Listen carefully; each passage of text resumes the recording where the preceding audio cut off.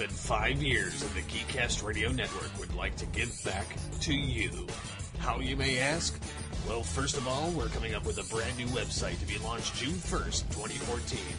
In addition to that, there'll be many new features for interactive abilities. So how do you enter into this magical celebration? Well, Geekcast Radio has a contest where you can win some awesome prizes, ranging from comics, Blu-rays, DVDs, trade paperbacks, and comics, and more. How do you enter? Write in your favorite stories of how the Geekcast Radio Network has affected you in the last 5 years, and how it's unleashed the geek in you. You can also enter by writing reviews on our shows on iTunes. For more information, visit www.geekcastradio.com and click on the banner. So until next time, unleash the geek in you. Welcome to The Pull Bag. Join us as we dig out our latest comics and discuss them with a rotating panel of the GCRN crew. So sit back and enjoy this week's Pull Bag. Hello and welcome to The Pull Bag. Our May 2014 spotlight is 75 years of Man-Bat. I'm sorry, Batman. I am your host, TPB, Mike, and joining me for this first episode in a 10-episode arc for the Pull Bag's Bat Month here is JT from Saskatoon. Hello, sir. Holy rusted metal, Batman. Exactly, yeah. Holy hole in a donut? No.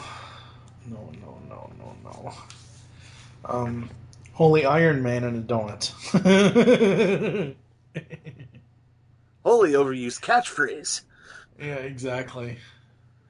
Quite literally. Alright, so, ladies and gentlemen, we are here to talk about Batman. For these 10 episodes, I tried to get as much diversity as I could. I'm going to run down this very, very quickly.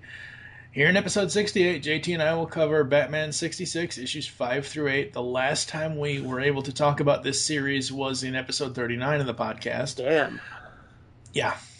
So it's been about 30 episodes or so. Episode 69 will be Beware the Batman, chapters 1 through 4. We are going by the digital chapters on Comixology. That'll be Steve Megatron and I. Steve Megatron and I will also cover episodes 70 through 73. Those being Year 1, Dark Knight Returns, The Killing Joke, and A Death in the Family. Then in episode 74, Steve and I will close out the Beware the Batman with chapters 6 through 12, as apparently that series is ending because Cartoon Network doesn't even want to promote the damn cartoon or show it or anything like that. Actually, I found out that they just don't like showing it in North America because no one spends any money. They're actually continued showing new episodes in, like, New Zealand. Yeah. So, Cartoon Network can bite my rosy red hiney. Yeah, that's a whole other discussion for a whole other episode on a whole different podcast. But here's the thing, folks. With Beware the Batman, it didn't even get a chance to get its legs under it. It had different villains, rogues that I had never seen before. I never knew of Professor Pig and Mr. Toad before that. Well, I know of a certain Mr. Toad, but that's a completely different wild ride. But it didn't even get a chance.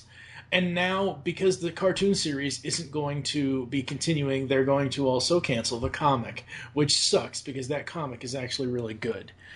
In the 75th episode of The Pull Bag, we're going to be going over 75 years of the Cape and Cowl for Batman. This is going to be a full-on, full-tilt Batman retrospective episode with myself, Steve Megatron, Dave Draper from Toy World Order, and Doug Abel from Talking About My Generation.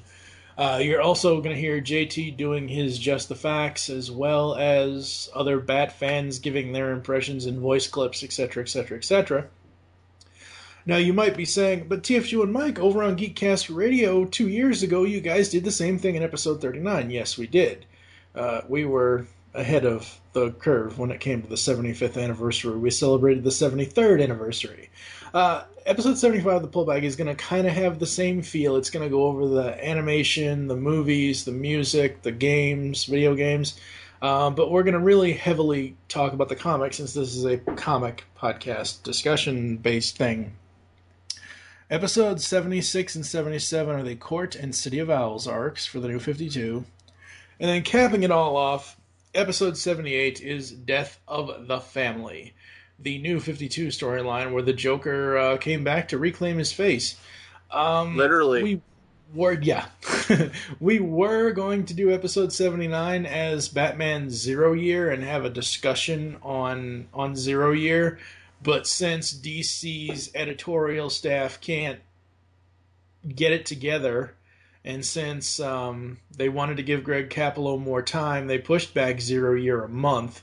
So the final issue doesn't come out, I think, until June or maybe even July. So yeah, we nixed 0 year off the 75th anniversary coverage because it just wasn't going to happen. If they had kept to the schedule, it would have happened. But yeah, that's Batman month for you.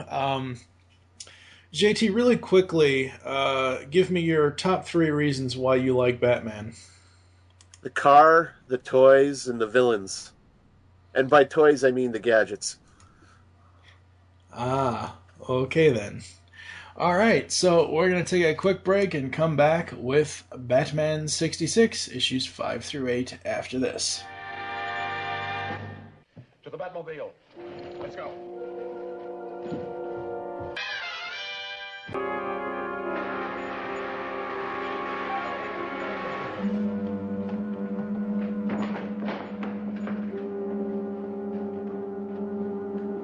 Atomic batteries to power. Turbines to speed. Roger. Ready to move out. All right, first up today is Batman 66 number 5, The Sandman Awakens, and introducing Batgirl. I'm one of those people that if a cover doesn't strike me, I look for if there is a variant cover. We talked about this on the very first Pullback After Dark about variant covers. Mm-hmm. And this is one of the ones where it's like, okay, can you shorten like the regular cover? Can you like make all the Batman and Sandman things smaller and make the Batgirl little circle thing larger, please? And they had a variant cover that actually predominantly featured Batgirl, but it was going for astronomical amounts of money. Yeah, I've seen online something like what people are paying for that particular alternate cover, and I was just kind of like, okay. It's just like I don't understand. Like I can understand, but I also don't understand why people would pay so much goddamn money for a comic book cover. But I'm a fine one to talk, so yeah, I don't understand why they can't make it at least variant covers for me. If I have to pay an extra, like instead of $3.99 for a Batman cover, if the variant cover for say Scott Snyder's Batman is $4.99 or $6.99, I don't mind paying that. I won't ever pay for a variant cover over $10. There's no way in hell I would. I mean, just no way. I mean, the only way I would ever pay for a variant cover that was over $7.99 would be if it came, you know, those Hallmark voice cards. yeah. If it was a 1994 Black Cat voice card with Jennifer Hale doing the voice of Black Cat, that's the only way I would ever pay more than $8 for a variant cover. Anyway, Batman 66, number 5. Yeah, if we're talking variant covers, that's a conversation that should begin with the caveat, in the land of the hypothetical. Yeah, exactly. Or if I had make you stupid money. Yeah, exactly. Yeah. All right, so this issue, the first story, in the private study at Stately Wayne Manor, the bat phone is ringing. And I never, honestly, before reading this issue, wondered what, like, the sound effect for the bat phone would look like, written out. I thought it was just like, beep, beep. No, it's more of a tweep, tweep. Okay, And then there's, Aunt Harriet is like, oh, Dick, you'll catch your death of cold. Yeah. And it's just, And I love the thing, like, the Aunt Harriet in this series has never been made to look like, She's yeah, intelligent. well, I was thinking of Madge Blake, who played here Aunt Harriet in the show, but it's just like, they make her just like in the show is like she's this Aunt May analog. You know, it's like, I hope you're wary of currents out there. My own husband got swept away on a fishing trip and was never seen again. Yeah, I don't think he got swept away in Aunt Harriet. I think he ran for the hills. Yeah, and I think it's unfair of you to compare Aunt Harriet to Aunt May Well, because this Aunt is like May is so much better. well, not personally, but I mean, in the way that she's like fussing over Dick is the way Aunt May, back in the Fusses over early Peter, days, yeah. And then Um, Bruce is like, oh, "No fear, Aunt Harriet. We'll always wear our flotation vests." And then Alfred steps in, and he's like, "The phone, sir." Now, why do both of them need to go answer a call? Yeah, I love that. It's like, well, Master Grayson models his future dealings on his mentor, and she's like, and that's one thing I loved about this live action show is like all these cockamamie explanations that Alfred gives her, she just buys them hook, line, and sinker. Yeah, I'm going to say here, I'm not. I don't know what it is about this series. The first 4 issues, I think 2 of them I really enjoyed, or maybe 3. Um, and these ones today that we'll be covering, I don't know what it is. Maybe it's the villain. Maybe it's because I don't really. It's not that I've never seen the show. I watched the Batman 66 series all the time as a kid on reruns in the 80s, but it just. I don't know. Some of these villains that we'll run into today, I just don't really care for all that much. Well, especially the first one we're going to run into here. Yeah.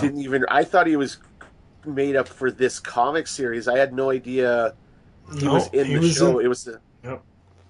like must have missed that episode, but yeah. So Batman answers the phone and he hears a chainsaw coming from police headquarters. So they rush to investigate. No, do we really think the supervillain put Commissioner Gordon to sleep, or did this guy is just that he's old and crotchety and he passes out in his chair from time to time? Mumbling about why his daughter needs a motorcycle license for some reason. Yeah, no, it was the supervillain. Yeah, Because it has to be a supervillain because Gotham City is ripe with crime, even in this campy 60s series. it's rife with crime, but it's got a police force that, bends over and kisses its own ass goodbye as soon as somebody with a mask walks into town. Well, no, true, but I'm saying that the GCPD in the 66 style in the 66 series, they should be busy all the time because you've got so many criminals or super criminals out there. And the title of the story, The Sandman Says Goodnight, written by Jeff Parker, art by Ruben Procopio, colors by Matthew Wilson. I like the art. I really love the art. And I do still like the general way the story is written in the same tone as the television series. I like that. I'm not up on this whole Sandman character. I just don't care. Yeah.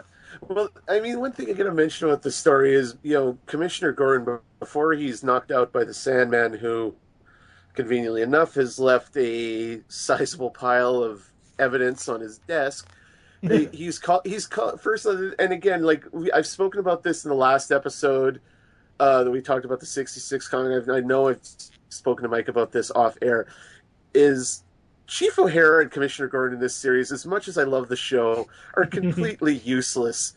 Like I forget the episode where O'Hara says Batman should maybe let the cops handle this, and Commissioner Gordon looks at him as if he's about to say, "You shut your whore mouth." And this is how useless Commissioner Gordon is in this specific story. He called Batman because Chief O'Hara was late to work. Now it turns turns out that there's a reason for that, and it's part of the story.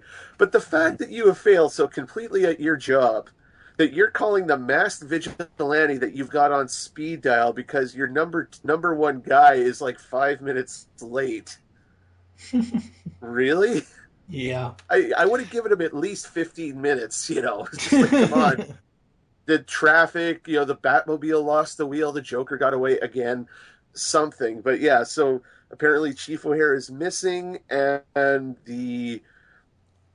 there's a armored car was coming to police headquarters, and it got ripped off for all the money it was carrying. And then, Commissioner goes, but that location changes every week. It's only known by Chief O'Hara. And you just see this look of like utter just holy shit on his face. And Batman's just sitting there. Yeah, I kind of figured that out 5 minutes ago. Did you not notice the sand all over the place? Yeah. And then we turn the page, and I love this montage. Oh yeah, it's just I love the line for the security guard. What? I'm supposed to be impressed by a handful of dirt? Oh no. The montage with Sandman and his sleepwalkers plan more devious doings, that the way that the art is in this and how where Batman and Robin are right, the narration. And then I can't decide if I really believe that Doc Brown stole Batman's line or if it was vice versa. Yes, I know Back to the Future came out after the 66 television series, but every time I see Batman say Great Scott, I think that Doc Brown's under the mask. Yeah. Especially where they show up, and for a second I thought they were in the coffee shop from Friends.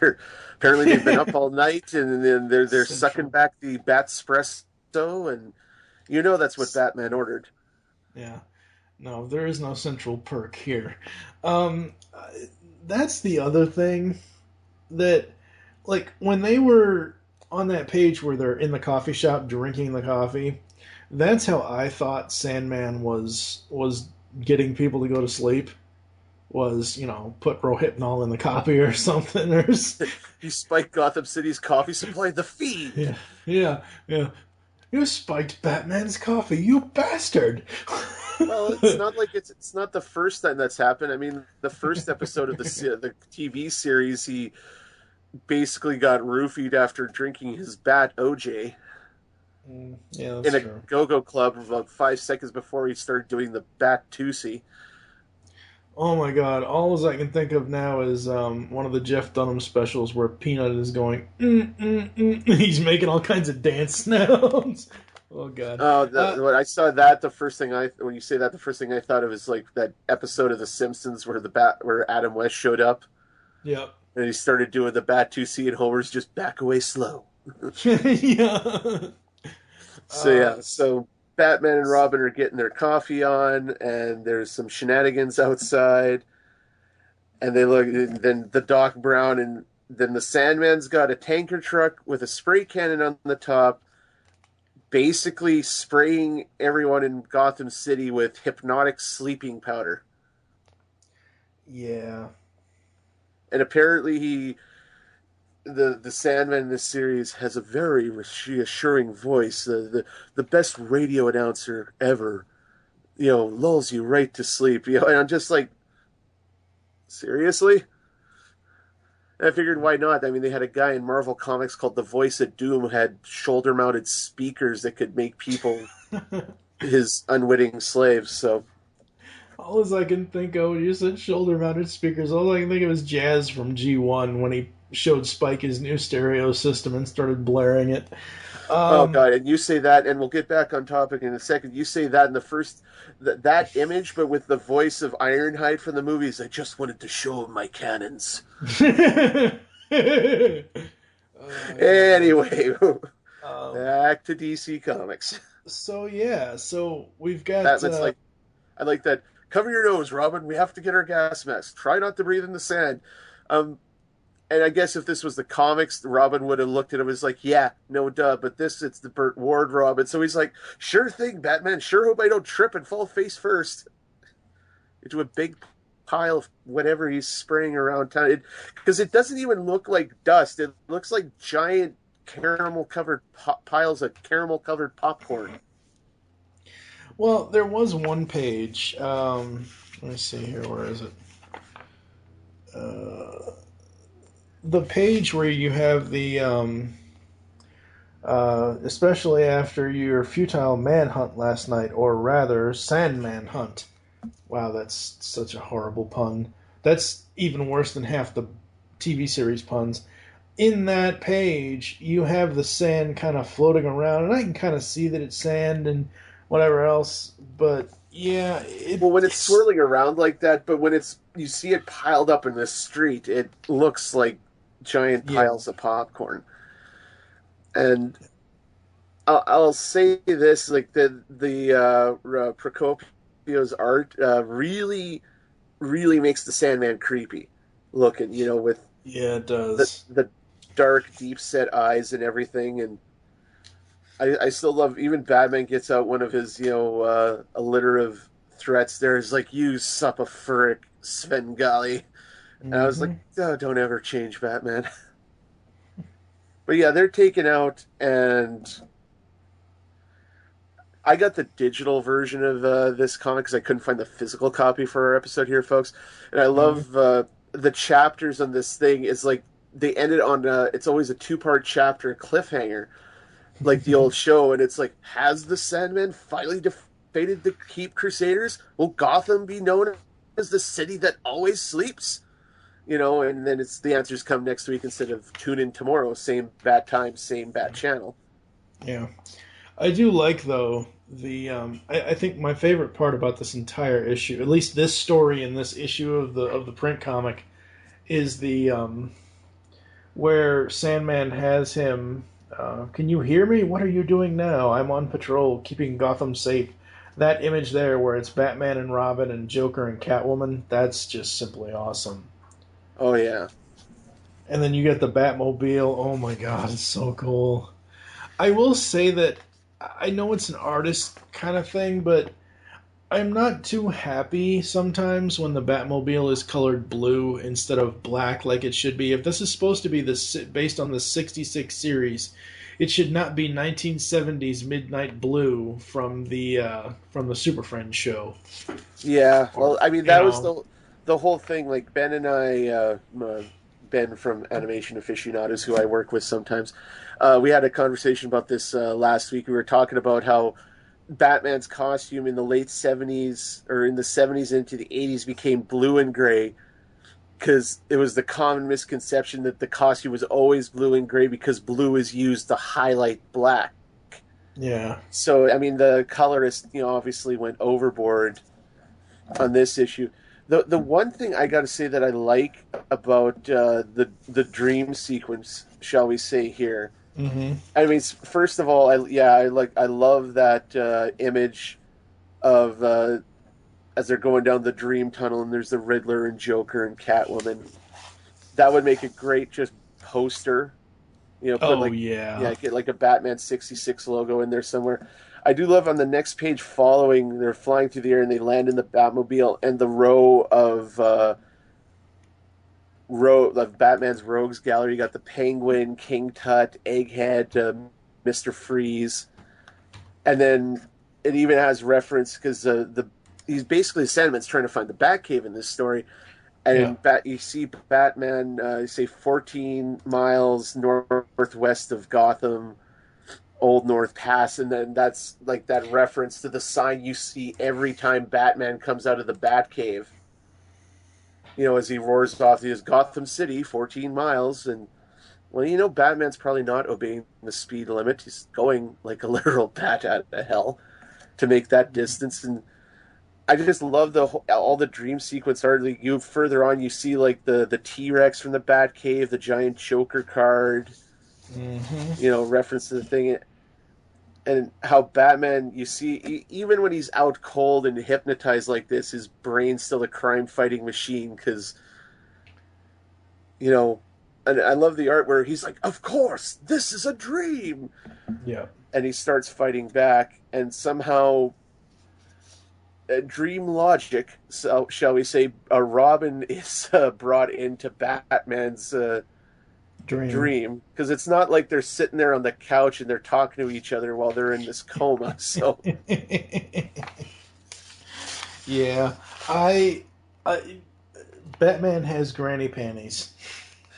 The panel before he's like, not just a dream, but in reality. That image behind the little window image, wow, they really stretched the design on that. It looks like he's wearing granny panties. yeah. Yeah, but you got to realize that's all pure West. Yeah. Yeah. Yeah, I love the one line. What are you doing, Batman? We're pulling over. We've got to take control of this dream. Yeah, because turning the car around is totally going to fix things.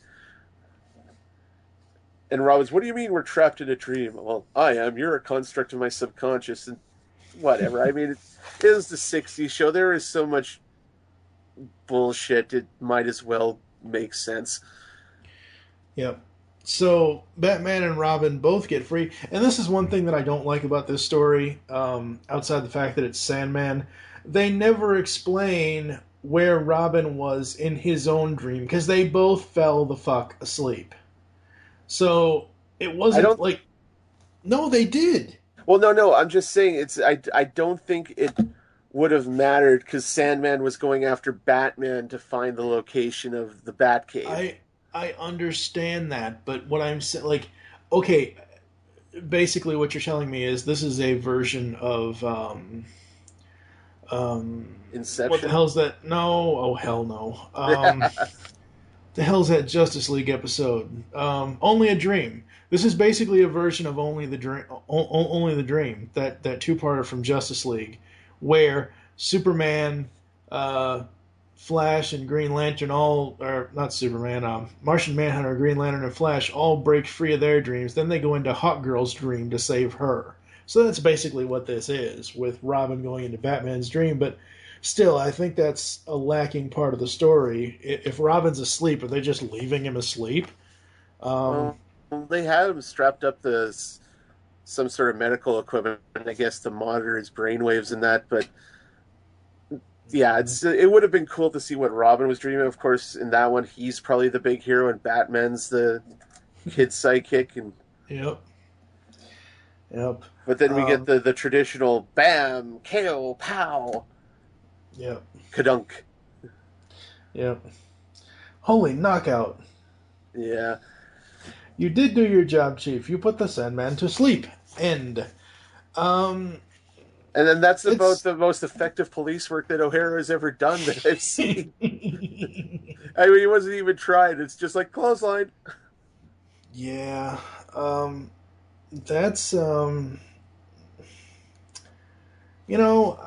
because these are individual stories within one issue, I don't know, man. I don't think I'm going to rate the issue overall because the second story is actually better than the first. For the first story, it's a lot more coherent, I think.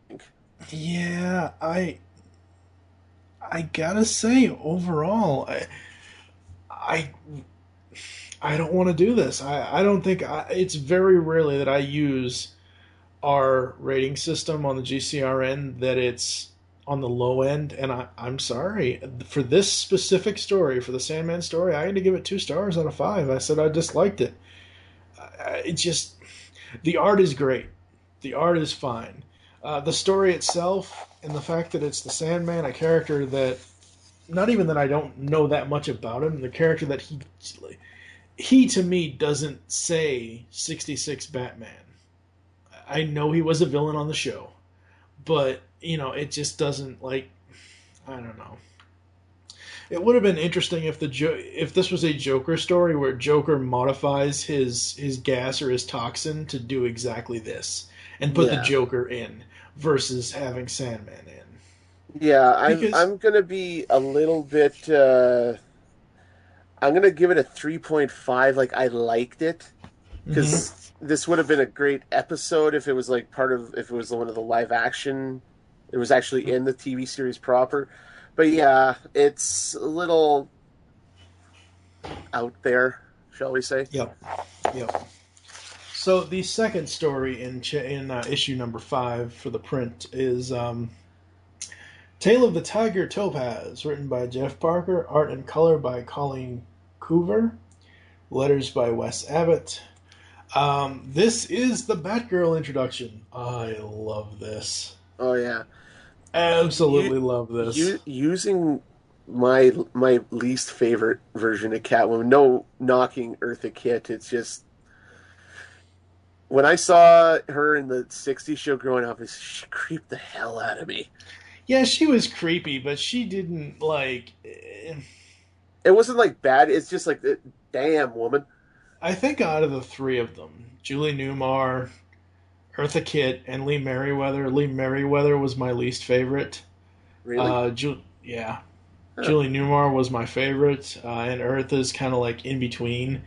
But I do like that, and Jeff Parker said this in an interview when the series first started coming out, or when the series was about to debut, that all three of the various versions of Catwoman would be used throughout. Oh, yeah. So, I mean, I like that. I like that they're paying homage to that and doing it that way. I think that's really, really cool. This story here centers around Barbara Gordon, and she's at a museum with Commissioner Gordon. And I gotta say, I know there are different artists on each of these issues, or hell, even each of the stories in this issue. They're two completely different artists. I really wish in this series they would be consistent with Commissioner Gordon's design, because now he looks like Gordon from crap. Was it not year one? Was it year one that he was old and white haired and white mustached? No. Might have been Dark Knight Returns. I don't know. He looks like something out of Dark Knight Returns, or he just doesn't look. He doesn't look like the '60s television series style of Commissioner Gordon. Yeah, there's very Neil Hamilton was the actor who played him in the live action series, and it doesn't look, and that's the measuring stick. You go back to the show, and it doesn't work for me. Although I do like the design of Barbara Gordon, because it very much has that kind of young, sexy look of Yvonne Craig, who played Barbara Gordon in the show. Yeah. I don't think the hair is colored right, but that's something that's a nitpick. Yeah. Although I do love the I do love this Colleen's art here. It works for the series. She would make a great regular artist if they just had a regular artist on the show, or on the comic, I should say. But Commissioner Gordon has used this stroke to get his daughter in to look at this crystal display in the Gotham City Museum, and there's curator is the word I'm looking for, is telling, all the credit goes to the exhibit designer, the great Madame Cougar. As like, gee, I wonder if she's the villain. I guess we'll find out. Yeah, no, it is very obvious, but it was always obvious in the show. I mean, hell, look at the '66, the actual film. Miss Kitka? Come on now. We all know who Miss Kitka is. She's a reporter from a Russian newspaper. Yeah, sure she is. Yeah. So we go to the night, later that night, and Catwoman is going to break into the museum. Quick Scooby-Doo reference. The look on Barbara's face when Miss Cougar's walking out of the museum, it just practically screams Velma saying jinkies. It does, yes. It does. So, and I love that, again, like the show, she's practically giving away the fact that she's a villain, where she's talking to Dr. Chan, the curator's like, I am well aware of where the projectors are, and I've studied the details of your system so it will not hinder my aesthetics. Replace that with shenanigans, and it's pretty well a confession. Mm-hmm. But yeah, it goes to, working late tonight, dear? Oh, afraid so. Oh, working late tonight, Dad. And I love the reference to Lord Deathman, who is around this time in the Batman comics that were in, Japan in the 60s. Mhm. And it's a character that showed up in an episode of Brave and the Bold, became a major character in Grant Morrison's Batman Inc. title. And I hope they do this story in the series someday where Batman and Robin are in Japan helping their police hunt down the elusive Lord Deathman. That in itself would make a great story, but like when Batman went across the sea to the UK, I want to see the Japanese Batmobile. Because Oh, okay. I will bet you dollars to donuts that shit's going to look like the Mach 5. Guaranteed. Well, we already saw the London Batmobile. I'm sure they'll get to the Japan Batmobile at some point.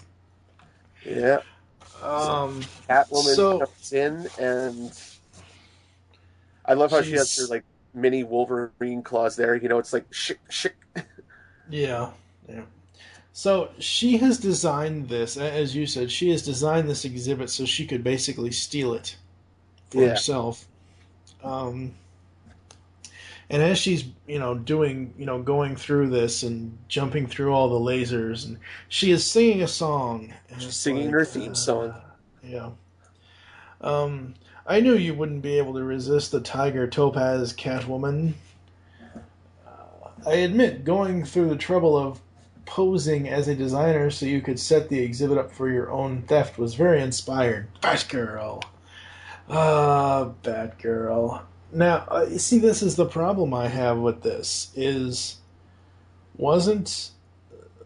oh no, wait, maybe I don't have a problem. She has red hair here. I don't remember her, did she have the red hair in the 60s? Well, it was a wig, like, sewn into her cowl in the show. Because Yvonne Craig had that naturally dark, black hair. But yeah, I love the look on... what's her name? Colleen Coover's face, or her art on Catwoman's face, because it looks like Eartha Kitt. You could hear her doing that rolling grr that she had in her voice, but yeah, it's like Batgirl, and I could totally, because the one thing I loved about Yvonne Craig's Batgirl is she had this very Captain America sort of. It was different than Bat. It was more like Robin's like cadence. She just had this very kind of gun ho, blue blooded, all American quality in her voice, and you get that with the dialogue here. And I do like the fact where she goes, "It must have taken weeks to place the crystal placement just right," and that batarang. I still love the look on Eartha Kitt Catwoman's face. She's like, "Bitch, please."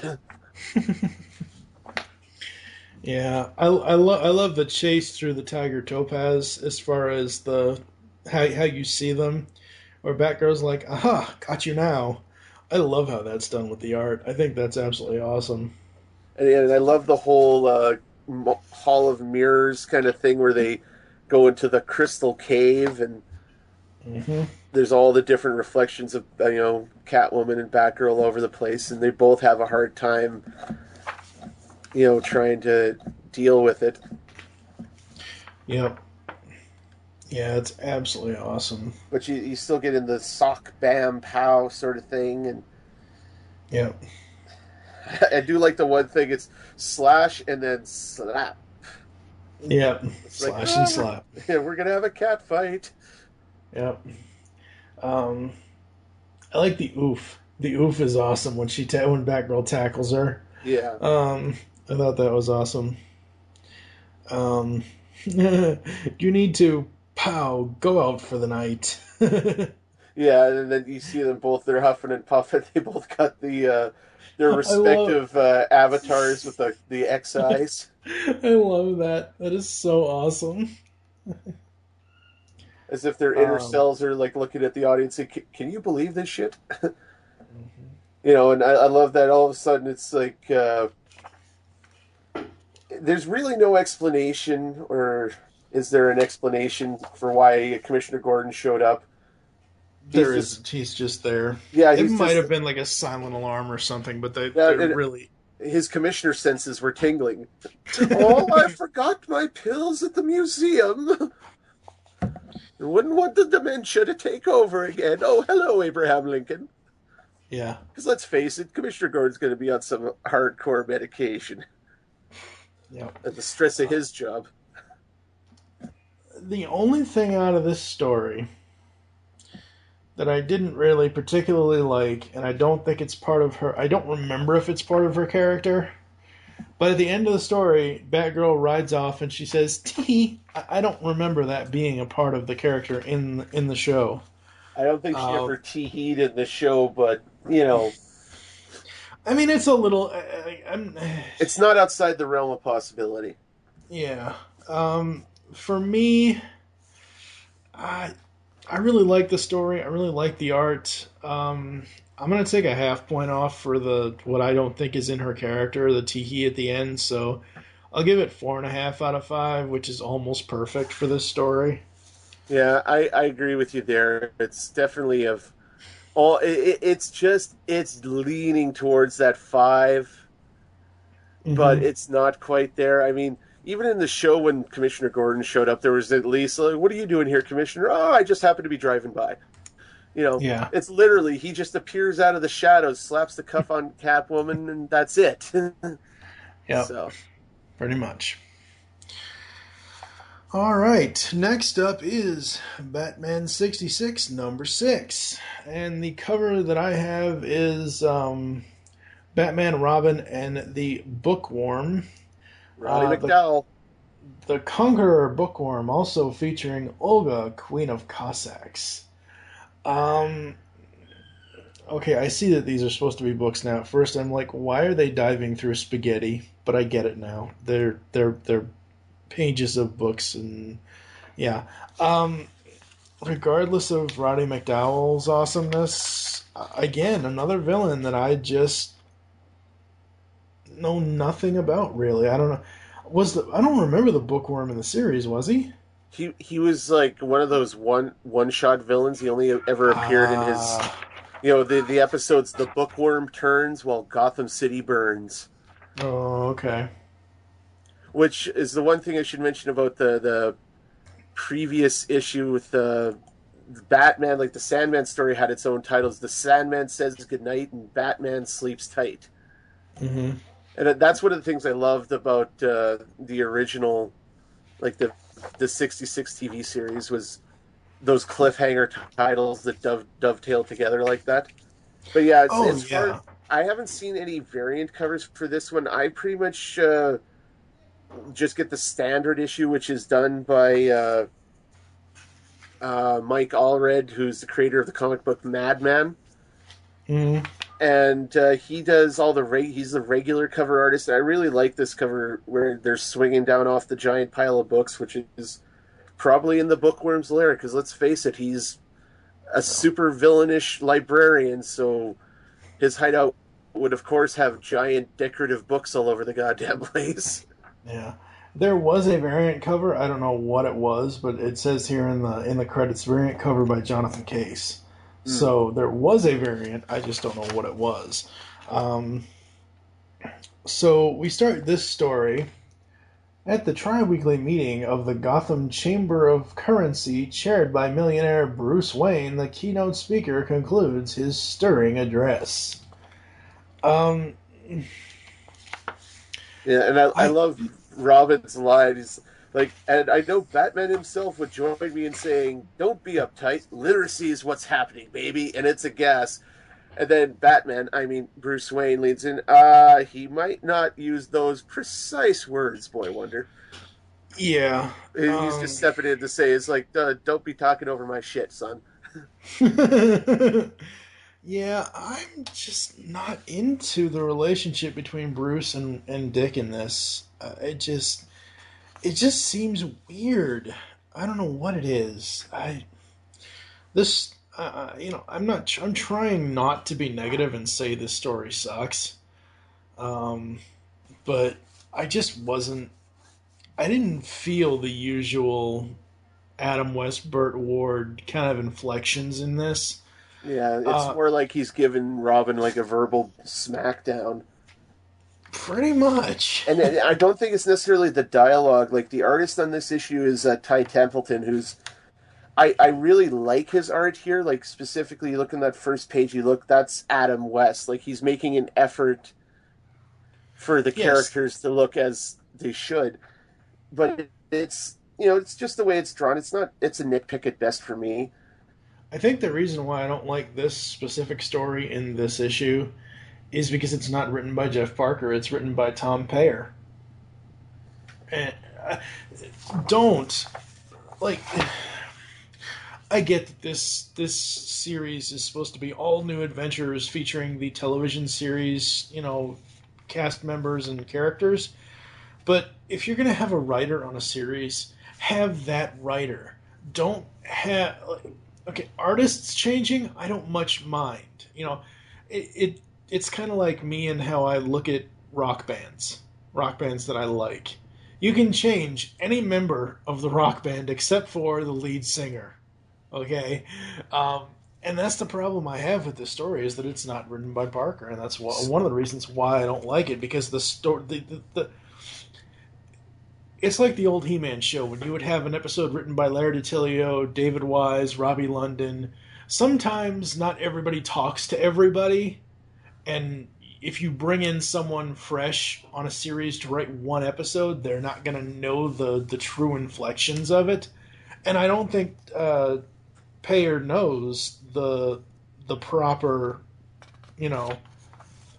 verbal that Bruce and Dick have with each other. I just didn't like it at all in this. Well, yeah, I mean, it happens where, maybe, Parker, or not Parker, it's just a regular writer, you have to take some time off or something. Jeff Parker's probably busy. I mean, he is writing a lot of books, so... Oh, yeah, I understand that. I just wish that there was a little bit more communication amongst writers. Or if Mr. Payer didn't know about the series, that he would have checked it out beforehand, which I doubt that he doesn't know about it. But you know what I mean? It's like, some people just need to do research. Yeah. Although, I do like, in the fight that Robin has with the Bookworm and his men, where he shows up to steal this comically oversized check for basically $5,000. Robin, keep your guard up. Mind your footwork. And Commissioner Gordon's basically, I hardly think the boy wonder needs pointers from an idle millionaire. And it's like, oh, I dabbled in pugilism in prep school. Watch his left. He's basically telling Robin how to fight without. It's just like, way to trust your partner there, Batman. You colossal douche. And I don't get me wrong, like, I love Batman, folks, but let's face it, that was a douche move. Yeah, it was. That goes against the bro code, like, bros before hoes, Batman, unless it's Catwoman. Yeah. So, the Bookworm gets away. Commissioner Gordon's going to give Batman a call. And then he goes on Johnny Carson. Yeah. I still love, what I do love about this series is how they've remained true to the show. Yeah. And, like with the statement, all giant check payments have been stopped. Yeah, that and then the line, and this kind of smacks more of modern Financial Times, where Batman says, as soon as Robin and I recover that checkbook, charity payments will resume. So what you're saying is you've cut off all funding to soup kitchens and hostels and, like, homeless shelters because this douchebag with a reading lamp strapped to his fedora has stolen a giant check? God, you people suck. Yeah. Like, that's what it sounds like. Batman himself is like, no. We're going to shut everything down until I get this sorted out. Yeah, but what about, like, those 50 homeless people that are stuck under the freeway? Screw them. I have to find a giant checkbook. Yeah. Yeah. And then sorry, you go. What I was going for was the fact that Alfred is dusting the bat poles, and it says exactly what it says from the show. Access to the Bat Cave via bat poles, and it has Dick and Bruce's name on the 2 bat poles. And just that image of where he hears Aunt Harriet, say her catchphrase of "Merciful Heavens," but it's like he's breaking the fourth wall, just looking at the audience. Can you believe this? Yeah. Where he just looks there and he's like, I love the interplay between Aunt Harriet and Alfred in the show, and it's right here. It's like, yeah, here, let me slip you a few bucks. You can go by the soup kitchen and help him out. And she's like, oh, Alfred, you always know what to say. And then you find out that the bookworm is a Batman fanboy / stalker. Because he's got a giant, let's say it's a comically oversized book of Batman with newspaper clippings and batarangs, and I'm sure if this went to the ultimate extreme, there would be a lock of Batman's hair in there. But wait, you can't clone Batman. You can clone Superman and make, Nuclear Man, though. And I think I just broke JT's brain, ladies and gentlemen. Yeah, I like cheese. Superman 4 rules. Yeah, Superman versus... Like, seriously, like, if you could do a riff tracks of that movie, just where he pops out the claws, he's like, bitch, I'm gonna scratch you. But yeah, so Bookworms turn to the Book of Batman to figure out, what Batman's next move is, while Batman and Robin are tracking him via bat tracer that Robin slipped onto the Bookworm, and then, they almost deafen him when they dig into his radio signal, and very good, Bookworm, and he's like, son of a bitch. Too loud. Yeah. It couldn't get this loud unless it's not my radio. The accursed boy wonder switched it out. And again, like the last issue where Batman had the realization he was in a dream, the look on Batman's face is, if he continues to collect data about me, he could soon figure out that I'm also Bruce Wayne. Bum, bum, bum. Yeah. I was like... I will say about the art really quickly that the art on this page where he's like, the accursed boy wonder switched it out. The art on Batman and Robin going into the being in the Batmobile, going into the Batcave. Absolutely awesome. Oh, yeah. I mean, it's like the Adam West Batman popped right off the screen onto the page, because the artist has the cowl down to perfection here. Well, yeah, it's Ty Templeton's art in this. Like, his art and his inking is really what makes the book, this issue, for me. Like, they even have that thing with Robin with his jaw dropped open and his, left hand clenching his fist, and it's just like in the show whenever they would figure out one of the Riddler's riddles or the Joker's clues or the Penguin's notes. They didn't... You'd think the supervillains in Gotham would have some variation beyond their modus operandi, but they're all leaving these goddamn riddles. Yeah. Or quotes from a book. And then the next page we even get... I love that, the commercial facade bat viewer. Why don't you just say you're Bat Big Brother and you're tied into all the surveillance cameras in Gotham? And Robin even breaks out a holy child's play, Batman. Chucky would destroy the Batcave. You think? Oh, yeah. So then we go, and soon outside Gotham's upscale Dickens Match Boutique. Because that's the thing. Yeah. It's like, what? Look, it's the Bookworm himself. In a new costume? It looks like it's made out of a coarse striking material. Oh my god, he's going to light a match! Yeah. I still don't get that. Oh, and of course Aunt Harriet's there. Because why not? But yeah, it's just... I can't believe, like, maybe today with the internet and obsessive compulsives and people with too much goddamn money, like I said, make you stupid money, that there would be a maybe in New York City there could be a boutique where people go to buy, sell, and trade collector matchbooks. Where, Yeah. you could maybe, instead of spending that $20 on a matchbook, you could give it to a homeless man and tell him to go get a sandwich. No, Yeah. I'm just going to go in here. Oh, wait, we're in Gotham City, and they don't have homeless people. Everyone has a job and has a car. Yep. This is like one of the stupidest things. Like, seriously? Couldn't this just be a front for like a money laundering operation or something? No, it's an actual matchbook store. Yeah. Oy. And then even so basically Batman and Robin bust in, try to bust the bookworm, and he busts a move and gets away. And he's collected another batarang for his scrapbook slash, I don't know what else you could call it. And even Joyce Carroll, his mall slash concubine, is like, really? Really? Like, she could care less about the book of Batman. And he's like, but look at here. This is what he used before in a crime against the Joker. Like, the bookworm's gone total fanboy. Yeah.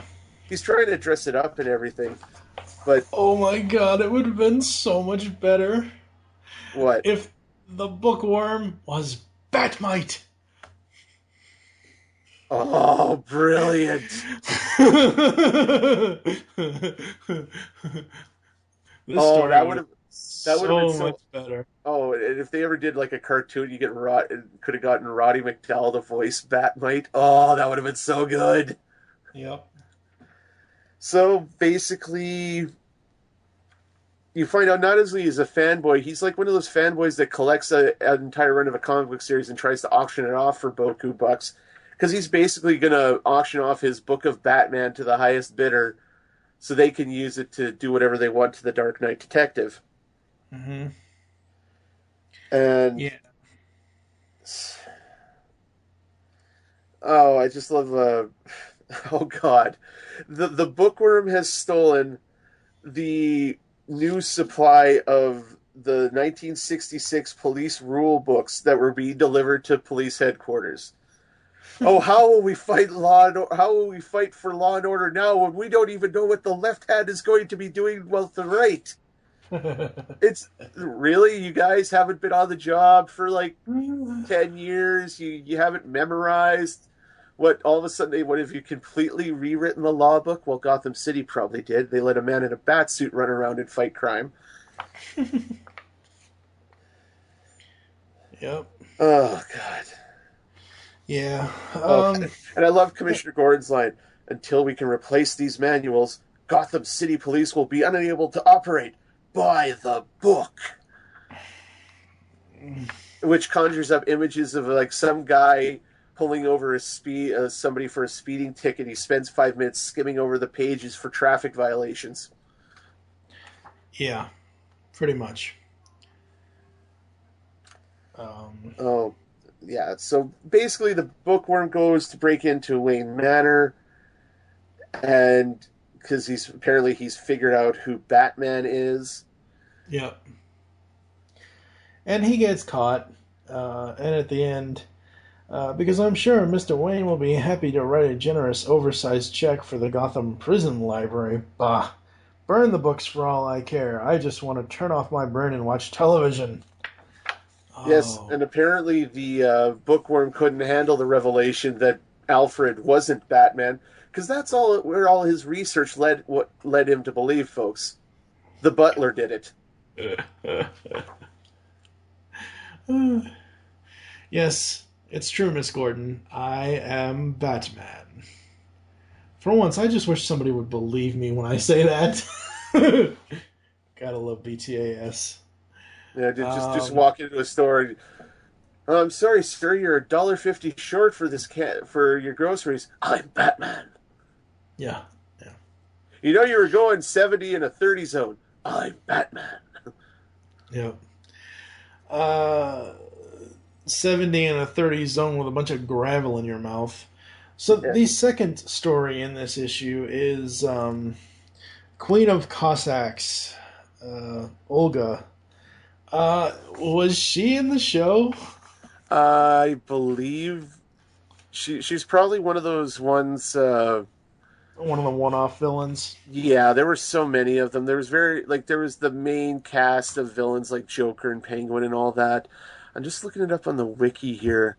Marcia And and I Diamonds. gotta say, while he's doing that, folks, it just I understand that they're wanting to pay homage to the classic series and include everything, but for me personally, if it's not a core villain, I just don't care. Well, some of the one-off villains were kind of fun in the series, like Shame or the Archer. You know, Egghead, who only ever showed up at one time, and let's face it, most of us only really remember that because it was Vincent goddamn Price. Yeah. Now let me ask you this. I was going to ask you this earlier in this episode of the podcast. Egghead. Egghead is everywhere, isn't he? Pretty much. Because he's in DC and Marvel. Oh, God. Yeah, of course, in Marvel, his biggest antagonist was, Wolverine. nah, I think was it Ant-Man was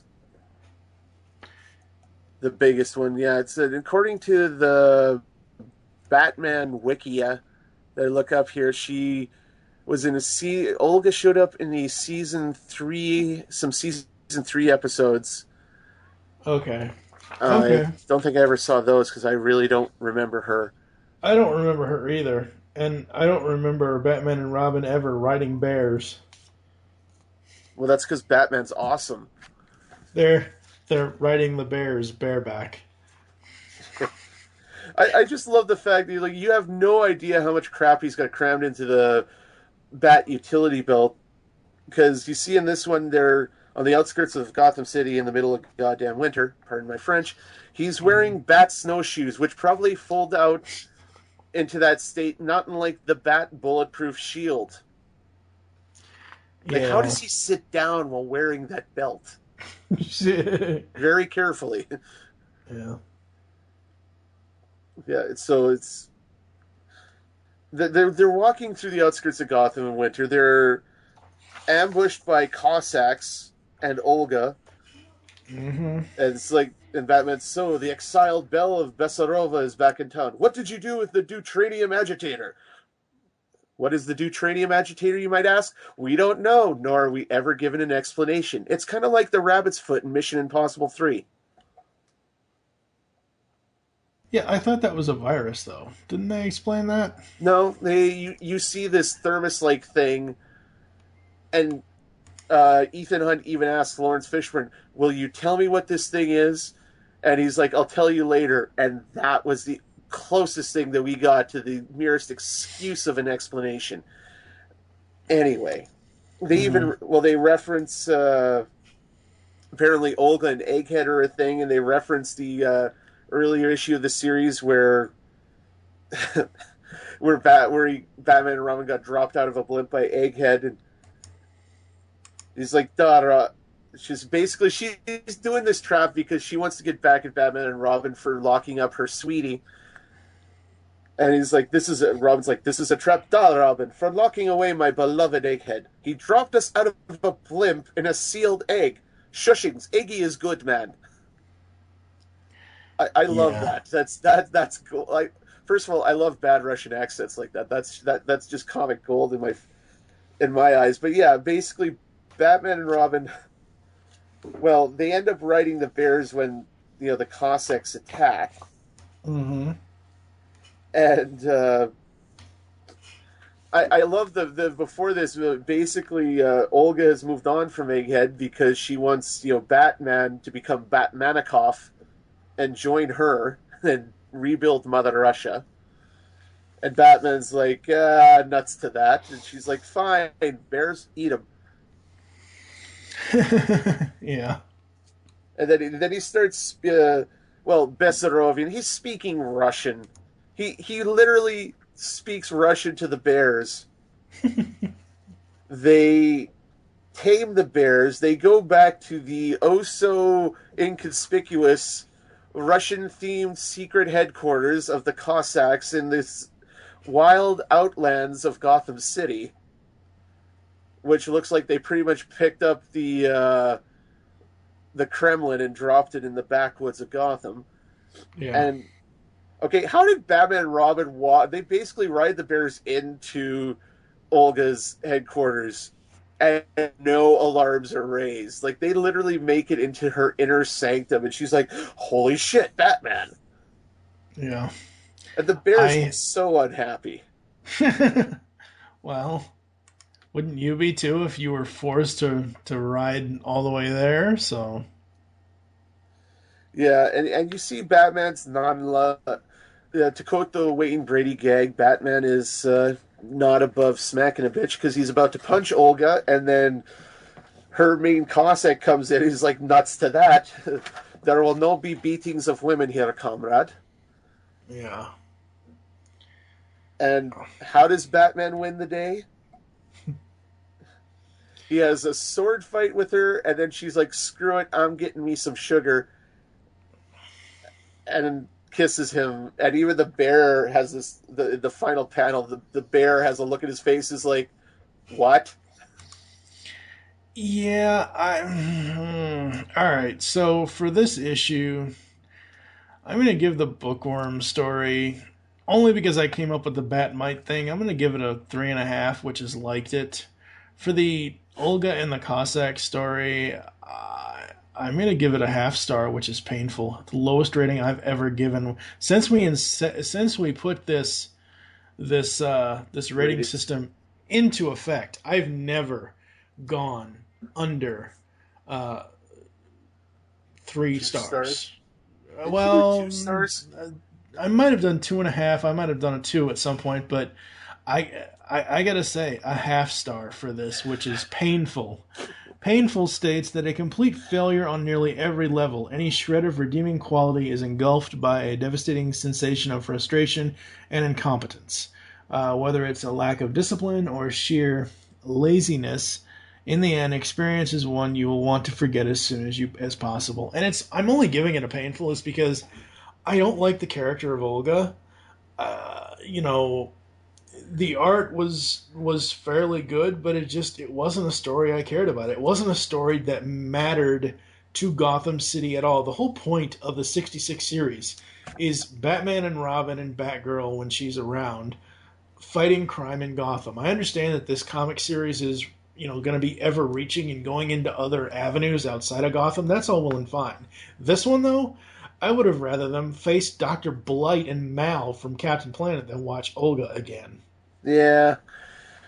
I mean, and the only thing in this story, like for the Bookworm story, I'm going to give it a 4. I really liked it, because I'm still a huge Roddy McDowall fan, Planet of the Apes and all that, Mr. Peter Vincent, the original Fright Night.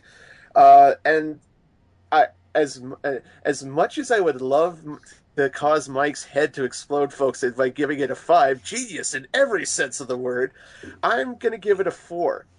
I really like the thing. Like, this is just sheer comic book insanity, and I love it. It's Batman fighting Cossacks out in the back 40 of Gotham City, riding a bear and having a sword fight. This is gold for me. It's just fun. If I want pure insanity, change out Olga and her Cossacks for the Joker and Mr. Freeze teaming up. Well, because Mr. Freeze would have brought the bears and Joker would have brought the insanity. That's what it would have taken for me to enjoy the Olga story. Oh, you gotta let yourself feel, Mike. No feelings. So although we're gonna I should mention that they're building towards something, because they have that brief interlude and the Gotham Library in the Olga story that's building towards something in a later issue, because I believe the Jeff Parker wrote the Olga story, so I mean he's obviously building towards something. So we're going to take a quick break, and we're going to come back with issues 7 and 8 after this. All right, we are back, and it's Batman 66, number 7. Again, Parker and Payer are on the writing. Jones and Donovan are on the art. The cover, Face Off with False Face and the Joker's Layoff Riot? Interesting. I wonder which story Mike would prefer to be the more important one in the issue. Might surprise you, actually. So, the cover here. While I enjoy Batman and Robin climbing up walls and basically seeing them vertically, I don't know if climbing up Falseface's nose really hits home that awesome feeling. Well, I think technically, aren't they like climbing up Mount Everest, and Falseface has done something to that national monument? Could be. But yeah, art, like Christopher Jones' art in this, I'm going to say right off, really digging it. It's like Templeton's art in the last issues. Like, he really makes an effort to capture the look of like Adam West, and then Adam West in costume, because it's basically Falseface is hawking fake jewelry and spreading vicious rumors about the mental state of Aunt Harriet. Mm-hmm. It's like, well, I'm not a doctor like my father was, and I'm just gonna cover the just basically he's causing shit, and then he goes outside and you see a sweet Riddler mobile. Yeah, you see the sweet Riddler mobile, and you also see the Batmobile chasing it. Yeah, and I like that they spray, was it acid in the streets or glue or something, and something in it. Yeah, it goes head first into the pavement. Yeah, and Rob's holy abrupt halt, Batman. Good thing we had our seatbelts. Required restraints, old chum, even in vehicles not as powerful as the Batmobile. Public service announcement, kids. Yeah. But yeah, so Batman gets a bag of money to the head, and he's laid low, and it's like, citizen, please leave the evidence where it is. This is a crime scene. Just trying to help, crime fighter. And Robin's just, what? The? Guh? Bruce Wayne. Yeah. And then fist to the face. And then again, that sweet shot in the next page where Batman's taking on the Riddler, and a thug knocks him loose, and that's Frank Gorshin right there. Oh yeah, the Frank Gorshin Riddler is always awesome. Yeah, and I love Robin's like, what? Don't worry, I put a bat tracer on the Riddler ride. Yeah. Okay, that's actually sounds a lot better than Riddler Mobile. Yeah, it does. We got a Batmobile. We don't need a Riddler Mobile. Oh, we got a Batmobile. We got a Joker Mobile. We got a Penguin Duck, and oh God, what? Danny DeVito. Come on. Okay, yeah, sure. Penguin DeVito sub. Wasn't the bat. Yeah, but the duck was cool. Come on. It's a giant rubber ducky. Just envision Penguin as Ernie instead of Danny DeVito. You win this Rubber round, ducky. Blanchard. You win this round. You're the one. You make crime fighting so much fun. It's fun. That's right. So basically, Robin's still got his bell rung. Batman uses the Bat Freeze fire extinguisher. Is that Bat Freeze or Bat Breeze? I don't know. The first letter is covered up by his ring finger. Yeah. So he gives Robin a bat cold compress to put on his goose egg, while he uses the Bat Freeze or Breeze or whatever to shatter the glue that's holding them to the street. And he's like, sorry, Batman, I saw someone I wasn't expecting. Who? An attractive schoolmate? A celebrity? It was Bruce Wayne. And Batman's like, shut your whore mouth. Because that's the look at his face. He's like, oh, you did not just say that. And then you see something when they get back to the Batcave. You only saw it, I think, in the movie. I don't recall ever seeing it in the TV show, where they have like those cushions that they land on when they slide down the bat poles. And then he hits the switch. shoots them back up to the top, and they go through the interdimensional automatic bat costume changing device. Because this, I've always wondered about the bat poles, because they go down in their normal clothes. They come back up, or they go down in their normal clothes, and they end up in their Bat and Robin suits. When they go back up in their Bat and Robin suits, they end up in the normal clothes. So how does that work? Because I'm assuming these bat poles are just like a stripper pole or a fire engine pole that you would see at a firehouse that you slide down, and whatever else. You've never seen the automatic costume changer switch? Still doesn't. They've never explained how that works, and it's either they slide down automatic costume changer and like they're sliding down the poles, and all these like little robo arms come out and like strip them naked and then slap the costumes on. Mm-hmm. For all we know, they walk around all day and all night wearing the costumes underneath, and really there's just a hook that grabs their normal clothes and yanks it off. I mean, yeah. Then again, it's Batman. And who are we to question the Dark Knight detective? I am, damn it. Especially in this series. So, I mean, of course, by the time they get to the top, Batman's worked it out in his computer-like brain that it's false face, because it certainly couldn't be somebody disguising himself as Bruce Wayne just as... No, it's got to be a super criminal. Yeah. And then he gets a call on the Bat phone, and... My God, Commissioner Warren, it looks like he went to an all-night buffet because he just looks fat. He's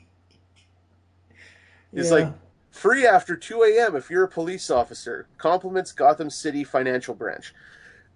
And then he's basically telling Bruce that the cops are there to arrest him without telling or knowing who Bruce really is. It's just the look on Bruce's face is like, I've said... dispatched Chief O'Hara to arrest millionaire Bruce Wayne. And Bruce Wayne's like, but what? And you go to I live that meanwhile at False Face's fiendish flop house. Oh, I love alliteration. Yeah. And you see he's a progressive supervillain because he's got a woman and a small person on his crew. Yeah. Of course, the little person's named Little Tom, so it's just slightly insensitive. Yeah. I was really enjoying this story. I really do like it. I think it's kind of a shame that near the end of it, you have Batman punching Honest Abe. Yeah. I do like that Honest Abe doesn't turn into a vampire, though, so there's a good thing about it. Well, no, he didn't turn into a vampire. He fought vampires. Yeah, I know. Don't you know that's the entire reason the Civil War was waged? Yeah, sure. You got to pay attention to history class, Mike. I still love this scene, like, after Batman, after Bruce and Dick turn into Batman and Robin again, they go to police headquarters, and Commissioner Gordon, again, the police force in Gotham City is absolutely useless. Because without even looking for evidence or, finding a witness to corroborate the reports that this was Bruce Wayne, he's sitting there, hands folded in front of him, head hung low. Oh, Jesus, it's a dark day indeed. And then there's Chief O'Hara, being exactly how I expect a drunken Irish cop to act, completely hating on rich people. Yeah. And then Batman was like, you shut your whore mouth. Come on, Commissioner. You know this wasn't Bruce Wayne. You know there's a guy who likes to dress himself up as other people and prance around town in other people's clothes. And then all of a sudden you see the light bulb go off over Commissioner Gordon's head. He's like, oh, yes, of course. Oh, you've done it again, Batman. And Batman's like, yeah, like I do all the rest of your work. I'm just like, seriously, like that's one of the things I loved about the show is how completely useless the cops were. They basically show up at the end and read the note that says, compliments of your friendly neighborhood. Oh, wait, that's another crime fighter. Yeah, it's so you see Falseface go to a museum, impersonate this curator. You know, he steals what looks like the tiger topaz, which is the Yeah, tiger. what is. Yeah, what's the It's deal with that? Come on now. well, it's Catwoman couldn't do it. I can do better than Catwoman, Yeah. and I love the fact that like they don't. It's basically in the show, Falseface would turn around, he would turn back, and he'd have another face on. And this one, like you see earlier, where he bends over to turn on the TV, and he turns around again, he's got his Bruce Wayne on. And then you see him walk. He walks through a shadow for a second. He goes from Dr. Chan to back to Falseface. And basically, Falseface was like the Clayface of the 66 universe. Yeah, he was. You know, for like the microsecond change like that. And you know, and of course, you know, Commissioner Gordon's like, well, of course Bruce Wayne couldn't have committed the crime. He's probably off gallivanting as wealthy playboys are wont to do. And you see Batman's probably rolling his eyes and under his cowl. It's like, God, this guy's a dick. So they go to the museum to, you know, because the real Dr. Chen has been discovered, and well, Falseface has put a little more effort into leaving a clue. He's done like like how you do snowflake cutouts with paper. You know, Oh, yeah. he's left a mask and a taunting riddle rhyme, and See, that's what I don't like. Okay, I get it. No one can really own a certain part of something. Like, no one can own a certain shtick. I mean, you know, but that's one of the reasons why I don't like some of these villains is they're basically stealing other people's shticks. Like, leaving riddles, that's the Riddler's job. Put the Riddler in here, you know? It just... they must all get together like a supervillain book club. It's like, so how are you going to do it this time? Well, I'm going to turn left instead of going right, because no way Batman will catch me if I turn left. You know, so... But yeah, so they figure out in the span of what looks like 10 seconds that Falseface is going to rip off Mount Rushmore. Because that's totally like Batman's logic. What if the part about it, if it's not being a clue, is what's false? The entire note must be made of clues. Yes, because any sane, rational human being would come to the same conclusion. Yes, exactly. So then they fly. We get our this would be our third new Bat vehicle debut. We get the Bat plane. It looks kind of cool. Oh no, it definitely, you know, with the red and black highlights, you know, it looks a bit of badass. But I got to ask the question, and I'm sure other people have thought of asking this question: how does the government not just walk in and take this shit? Like, how does like some civilian manage to maintain a separate, or like a quarter of the airfield of the Gotham International Airport, you know, store his Batcopter, store his Bat fighter plane?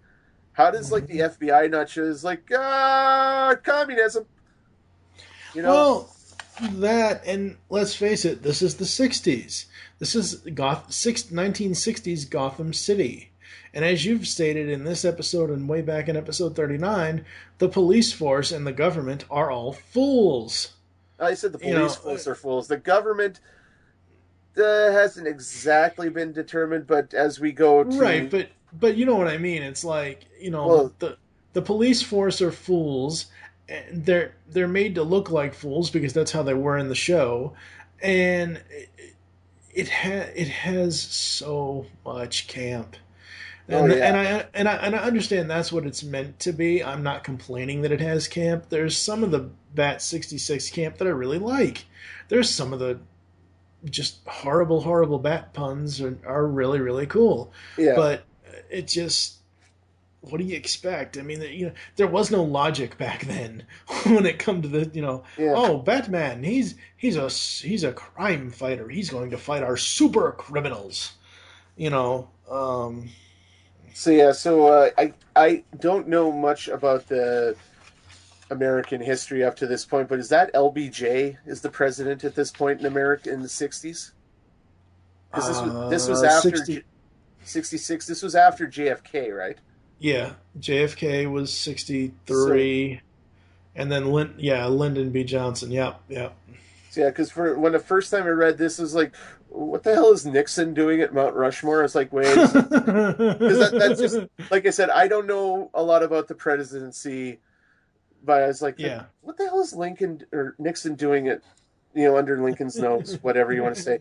So then, it tells the park rangers, don't let anyone disturb us, will you? And 10 seconds later, Batman lands and probably just runs roughshod over him and runs after and through the cabin from where Falseface and his cronies take off. And they're running through the forest, and Little Tom and Big John get taken out pretty quickly, and then Blaze, who is Falseface's mall, shows up. Oh, he went that way. And it turns out to be Falseface. And like I said, he's a friggin' shapeshifter because the dude grew boobs and curves. And Batman was like, pretty. Okay, I'll go this way. Literally, Batman was distracted by the power of boobs. Oh, boy. Yep. And then he's going to blow up. Falseface is going to try and ransom Mount Rushmore and threatens to blow it up with a single dynamite plunger. Yeah, not exactly his finest hour. And it's probably not going to work because it's come from the Acme company. Right in the front. Falseface is Wile E. Coyote. Wow. Yeah, and then Batman punches out Abe Lincoln. I mean, Falseface. Yep. And I love the way they end this story where Gordon's like, you're cleared of all charges. And then be the asshole that he is, Chief Air's like, you were never under suspicion by us, boyo. And Batman's like, of course not, dickhead. Yep. Yep. He's going to find some fat itching powder in his shorts later, I think. Itching powder? What itching powder? Oh, never mind. What are you telling me, Batman? He's got bat shark repellent. No. I know that. Yeah, I know that. For this one, for the Falseface story, I'll give it a 4 out of 5. I really liked it. There were moments where I kind of got bored with it, but it was interesting. Yeah, no, I'll give it a 4 as well. It's again, this is one of those things, like, this could be if this was an actual episode of the show, this would work so well. Yeah.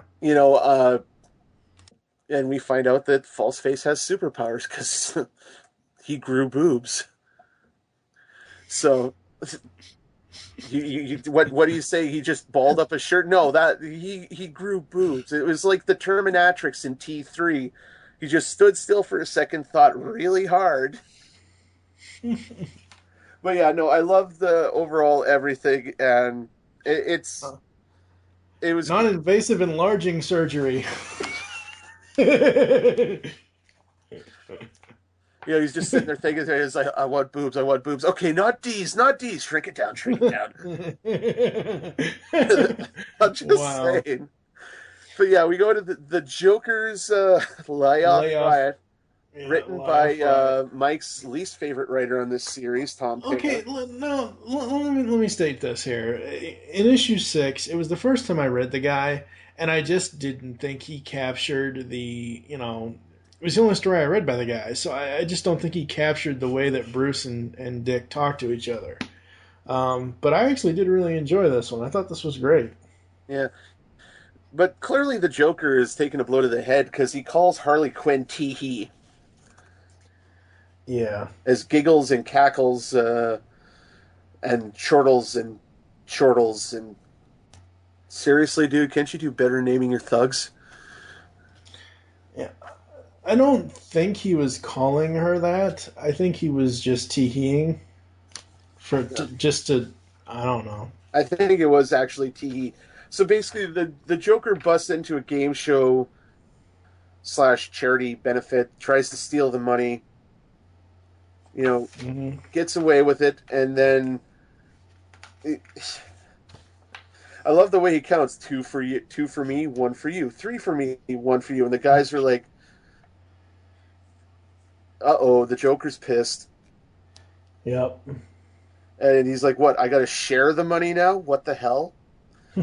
and he watches the news and he gets it in his head to, again, echoing today's current economic landscape, decides to downsize his workforce and lays off 3/4 of his minions.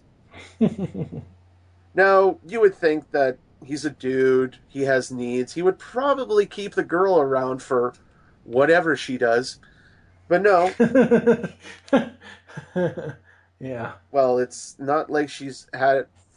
And I'm not knocking women when I say this, but most of the women gangsters that show up outside of like Catwoman and Olga and Zelda, Queen of Diamonds, most of the women villains that showed up in this series weren't that effective. Hell, the only woman villain I really remember ever showing up was the 3 different Catwomen. So Yeah. the rest of the time that I remember the show, it was Joker, Penguin, Riddler, King Tut. Hell, in the first 2 episodes, with the Riddler manages to get his maul into the Batcave, and this rocket scientist decides to climb on top of the atomic pile and then fall into it. Yeah. So, Joker fires everyone except Giggles, and then goes on a crime spree and attempts to force Giggles to do everything. Yeah.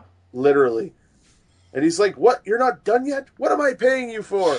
"You're not paying me, sir." "Exactly. Get on with it." Oh. And they have this scene where he's talking to like a bunch of businesses, and he's trying to figure out, what the Joker has done, since clearly he's only got the one henchman now. And all you hear are buzzwords: right-sizing, transitioning, synergizing, vertical outplacement, assessment of key metrics, core competencies, and Batman literally just goes glass-eyed. Yeah. And he's just... Yeah, so you see Giggles is just not digging his job. Yeah, no, not at all. Yeah, he's like... It's like, "Are you done yet?" "Done, boss." "Done? Not until you filled the gas bladders. You'd have shirked it off if I hadn't reminded you." And it's like, the Joker's a dick. Yeah, the Joker's really being a dick in this one, yeah. And then he dresses up like a hippie. A filthy, filthy hippie. Yep. Yes, he does. And I do like that where they're going to rip off... like the Gotham University library, or this guy's doing a book signing. Yeah. And he's like, "Oh, who should I make it out to?" "Make it out to her fraternity, summa cum loudly." Like, literally everything. Like, there's confetti, there's smoke, there's streamers. Giggles, grab the cash box. "Must I do everything myself?" "Got it." And then Batman and Robin show up in one punch. Yeah. And I wonder if this guy's a relative of Guy Gardner. Oh God, let's not even go there. Yeah, so the turn on the whole crime doesn't pay thing at the end, where Batman's like, "I'll have you know, you violated several labor laws, including those governing overtime, minimum wage, health coverage, designated break times." The Joker is like, "Business doesn't pay."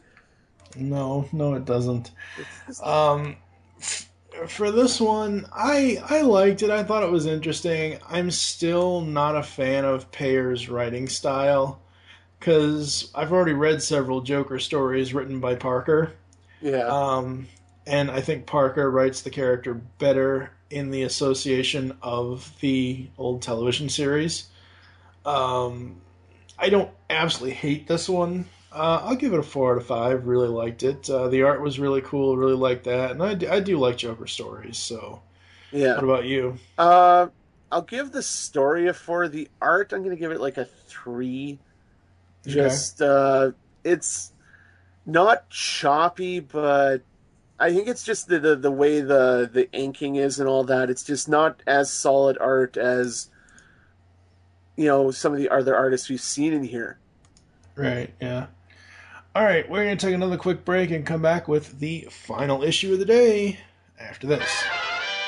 All right, finally up today is Batman 66, number 8. It's King Tut barges in and showdown with shame.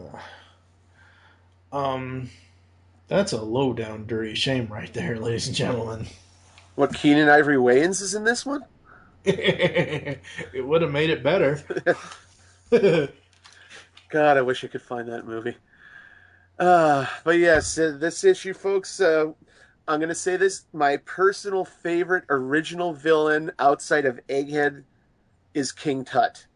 Because Victor Buono, this guy just played it to the hilt. This is proof positive that Indiana Jones is one concussion away from becoming a supervillain. Because think about it. Professor William McElroy, professor of Egyptology, takes a blow to the head during a student riot and wakes up thinking he's the reincarnation of King Tut. Yeah, that could probably work. And the same thing would happen to Professor Indiana Jones. Dude takes one knock to the head, he'll wake up thinking he's the Knight of the Crusades. Oh my God. No. They cannot. Hollywood, you better never make this movie. Indiana Jones 6. An Indy in King Arthur's court. Like a kid in King Arthur's court. Oh my God. Oh my God. So bad. So bad. Alright, so King Tut. I used to like King Tut. I thought he was pretty cool. And he's one of the few villains in the pre-52 DC. They had a Batman title called Batman Confidential. And it was, there was like a 2 or 3 issue story arc where they introduced King Tut into the modern Bat universe. Mm-hmm. I haven't read that for years, so I don't really remember the quality of the story, but I thought it was really cool that they were doing something like that. Yeah. So we open with Batman and Robin running forever. Yeah. It's like...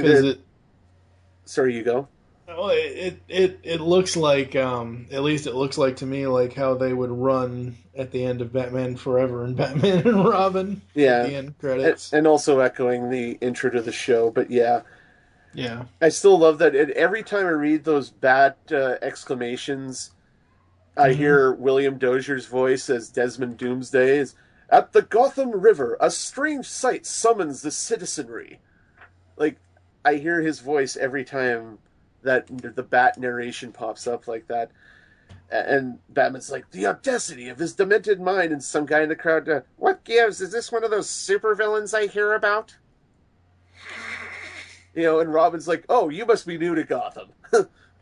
And the expository boy wonder, you know, tells him who this is. It's King Tut. He's got a barge on the river, and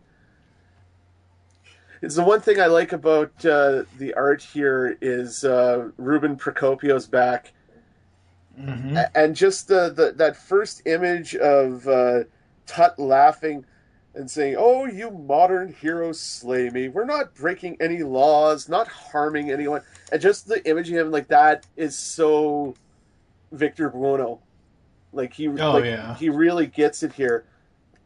And then basically, you know, there are some shenanigans afoot, and King Tut's up to something, obviously. Yep. And he's like, "Oh, what happened here?" It's like, "Oh, I faked my I faked returning to my senses after the last time I was in Gotham." And at the same time, Batman and Robin, they get this gold tiara. They run it through, of course, the appropriate name, Bat Carbon Dater, and discover this thing's only 12 years old, although it's obviously enough, it's not, it's real, but it's like, this shouldn't be made like this at this day and age, so... Yeah. It's just a crazy story. Yeah. It's fun. And like I said, I do like King Tut. I think he's an interesting character. I mean, you get the minions coming. Like, there's the one guy from the last episode where he's got, like, the sleeping sand and all that. Mm-hmm. You know, he knocks him out. He's got his maul. He's got, you know, the muscle. He's got some staff, and he whispers something in... Well, it's Egyptian. I don't think that's the proper word for the language they speak there, but... Yeah. You know, he says something, and this sarcophagus... he's like, got to open the sarcophagus, and he's like, Sebek Ra, use your might to open the sarcophagus. Sebek Ra? Waylon! Oh, Waylon Jones. How you doing? Gee, Yeah. I wonder what's going to happen to him. Yeah. So It's pretty crazy. It's a little weird. So, yeah, so basically, it's like the 60s TV series, The Time Tunnel. The coffin is a bridge. You were talking about Doc Brown earlier. Well, here's our DeLorean. Oh, yeah. You know, atomic batteries to power, turbines to speed. This might be the first time in this comic series so far that we've seen the Batmobile take off. Where they leave the Batcave? Yep.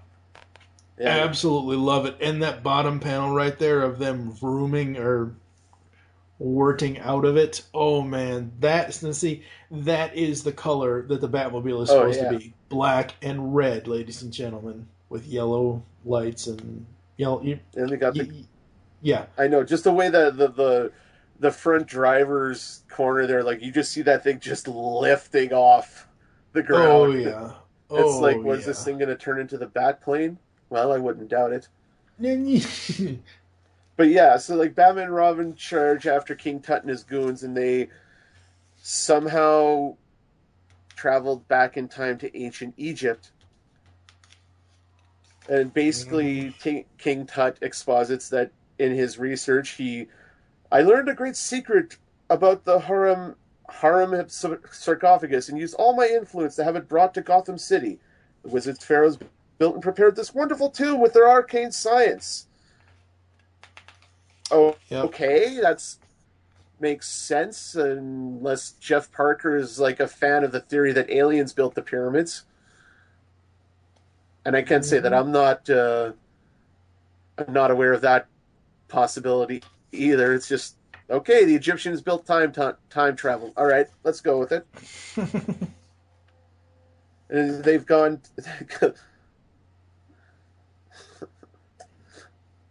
Oh, I love that look on King Tut's face where he gets his hand up. Of course, their mummification wasn't all that. They removed organs, but their command of physics, magnificent. Welcome to 1292. And that you find Batman and Robin are in a quicksand pit, and they're about to be eaten by alligators. Or are those crocodiles? I wonder if this is going to come into play shortly. So, of course, Batman has a can of bat crocodile repellent, because why wouldn't he? Yeah. Oh, wait, it's not... It's a modified form, as he informs us. I altered the bat shark repellent for Crocodilius niloticus. Because that totally makes sense. Yeah. No, not really. Oh, and then you find out that Batman speaks crocodile. Oh, wait, not crocodile. He speaks hippo. Because he literally... And, of course, Robin makes the most obvious reference one could make in this situation. And as much as I love that sort of thing, I do not have the energy to say those words out loud. Do it. I triple dog dare you. You have to do it. It's your turn. What? You say it. No, you say it. Holy, hungry hippos, Batman. And Batman's explanation. The most dominant animal in the Nile. Thank goodness I remembered their call. You know, I wouldn't be surprised if this guy knows how to speak anteater at this point. Yeah, that's I can't true. believe I just said those 3 words. Oh, God. I'm going to need to lie down after this. I'm wondering if I'm wondering if Hungry Hungry Hippos was around back then. No, I'm fairly certain that was a product of the 1980s. Yeah, that's probably true. Just That's like crazy. Madonna's career. Well, we can debate that on another show. Yeah. It's like, yeah, so the Batman's, thank goodness I remembered to call. Now let's get the hell out of here because they look kind of pissed off. And honestly, the hippos do kind of look pissed off. Yes, yes, they do. They're kind of like, unlike the bears they wrote a couple issues back where the bears just look sad. So you see King Tut's talking, making a deal with the local pharaoh, and he's bribing him with chocolate. Good Lord. And honestly, King Tut's making out like a bandit because one of his minions say, "This is over $10 million worth of gold for $5 worth of candy." Well, it's kind of what happened when the settlers bought Manhattan Island. Was it $5 some blankets and a bunch of beads? Or something. Apparently so. Something like that. And it's not uncommon that Batman or Robin would make a Holy Hungry Hippos reference because, according to my online sources, the idea for the game was published in 1967 by toy inventor Fred Krull, and it was introduced in 1978 by Hasbro's subsidiary Milton Bradley. So I don't mind the reference here to it, I guess. But yeah, you're right. I was like, hey, wait a second, isn't that a game of the '80s? But hey, if the idea was thought up in '67, who am I to argue? You know. Well, and as we see here, what King Tut has bartered for, in addition to the gold, is, like scrolls from the Library of Alexandria and what looks like some vials of Yzma's magic potions from Emperor's New Groove, which is odd because we were talking about Eartha Kitt earlier. Yes. And it's like, the contents of this vial will make a man's skin so tough bullets can't penetrate it. And Waylon's like, nah, I'm thirsty. And he's like, you idiot, that would have only taken 2 drops to give you superpowers. I mean, to toughen up your skin. So we'll name him properly in a moment, but yeah, Waylon Jones. If you don't know Bat history, look it up. So yeah, Batman and Robin they're basically racing back to Sarcophagus to stop, King Tut. And apparently they beat him.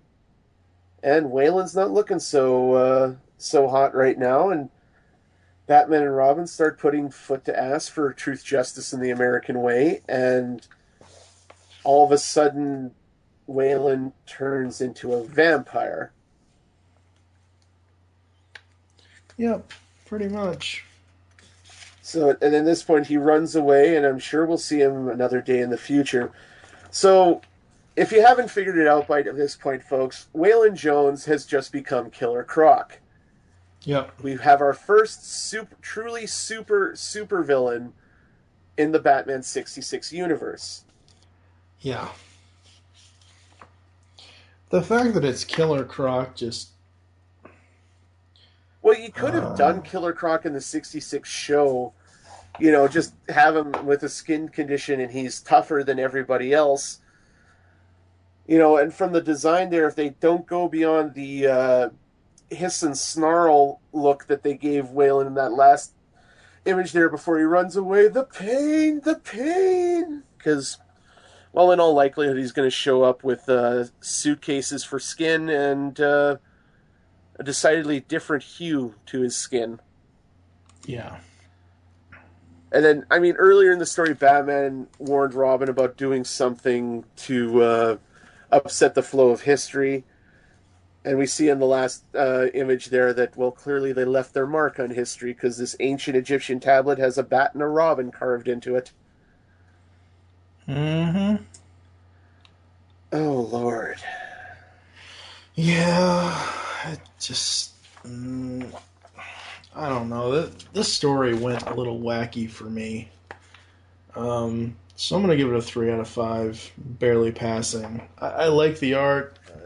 I like the stuff with King Tut, but the fact that it turned into a, hey, let's give Killer Croc a 66 origin, no. Well, I mean, technically they already had a super powered supervillain in Mr. Freeze. Mm-hmm. Technically, because of all his gear and all that. But Killer Croc is kind of super strong and won't bullets bounce off his skin, so... I do love in the... Because they ended in this, like, science fiction-y kind of thing, like how they would end science fiction films in the 50s and 60s with the end, and then it swirls into a question mark. Mm-hmm. You know, where Batman's like, who knows what ancient memories, dreams, and fears we all hold deep within. You know, it's just like, bum, bum, bum. But then we move on to our backup was Showdown with Shame, written by Jeff Parker. Art and colors by Ruben Procopio, but instead of like the art he used on like the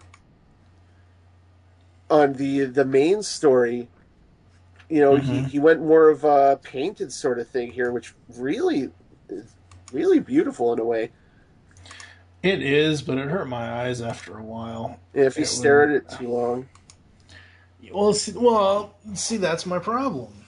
Like, it's not that I'm staring at it's not like, the way that I read a comic is I read for the word balloons first. And sure, I'm looking at the art as I'm doing this, but I'm trying to focus on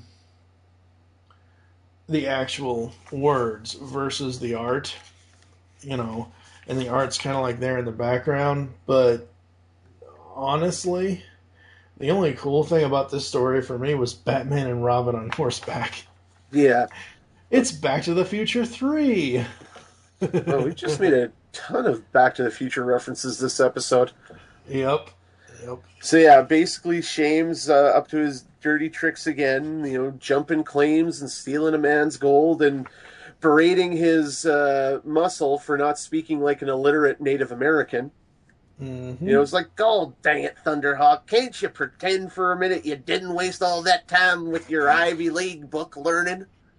And he's like, 1,000 pardons, Shame. I mean, You know, and then you got his Maul dressed like a dancer from the local bordello. And I'd have to ask Procopio, but I love when we see Sheriff Batman and Deputy Robin. I would lay money down that Batman's hat is meant to look like the man with no names. Oh, yeah. You know, most definitely. You know, just rubbing a little Clint Eastwood all over this, and you see Shame and his Thunderhawk. I'm sorry, I say that, and I think of Street Fighter. And this guy neither looks 8 feet tall nor 9 feet wide. Yeah. So, but, you know, he does a Dukes of Hazzard with a dynamite arrow and blocks this train with a tree, and everyone's like, strange, we're nowhere near the next stop. And the kid's like, oh, people on horses, Daddy, can we ride a horse? It's like, yes, because that's the first thing people are going to think about. You know, well, what the hell's going on? Why have we stopped? Not, hey, we're not near the next station. God bless the 1960s. Mm-hmm. Yeah, so it's an old-fashioned hold-up, and everyone's like, oh, wow, this tour really went all out. Mm-hmm. And the kid's like, this, like, I love the fact it's a white father, but clearly either a black or Hispanic daughter. Where it's like, see, honey, this is a train robbery, just like they would have had back in the Old West. And she's all like, neat. Yeah. I can't get into the story. Yeah, it's and it's not the story's fault. For me, it is not it's the art. A 5-year-old could have done this better. I'm sorry. I just don't like the art. And the art is what's going to cause me to give out another painful rating at the end of this, because it it took me, like, after the King Tut story and I saw, like, the first page of the Shame story, I sat there and tried to read it. I got 2 pages in and I had to put it down. And I had to come back to it, like, 3 hours later to finish it. No, I can get that. The art is, like, I love it. But I can see why this style would, kind of, I don't want to say offensive, but it would be hard on some people. So see for me, and I'm going to give a reason why it is for me. It's not just because I don't like the art. It's because it's painful for me to look at because I have optic atrophy with nystagmatism. Mm-hmm. Basically, I have nerve damage in my eyes that can never be fixed because apparently the doctor that delivered me was drunk that night. Jerk.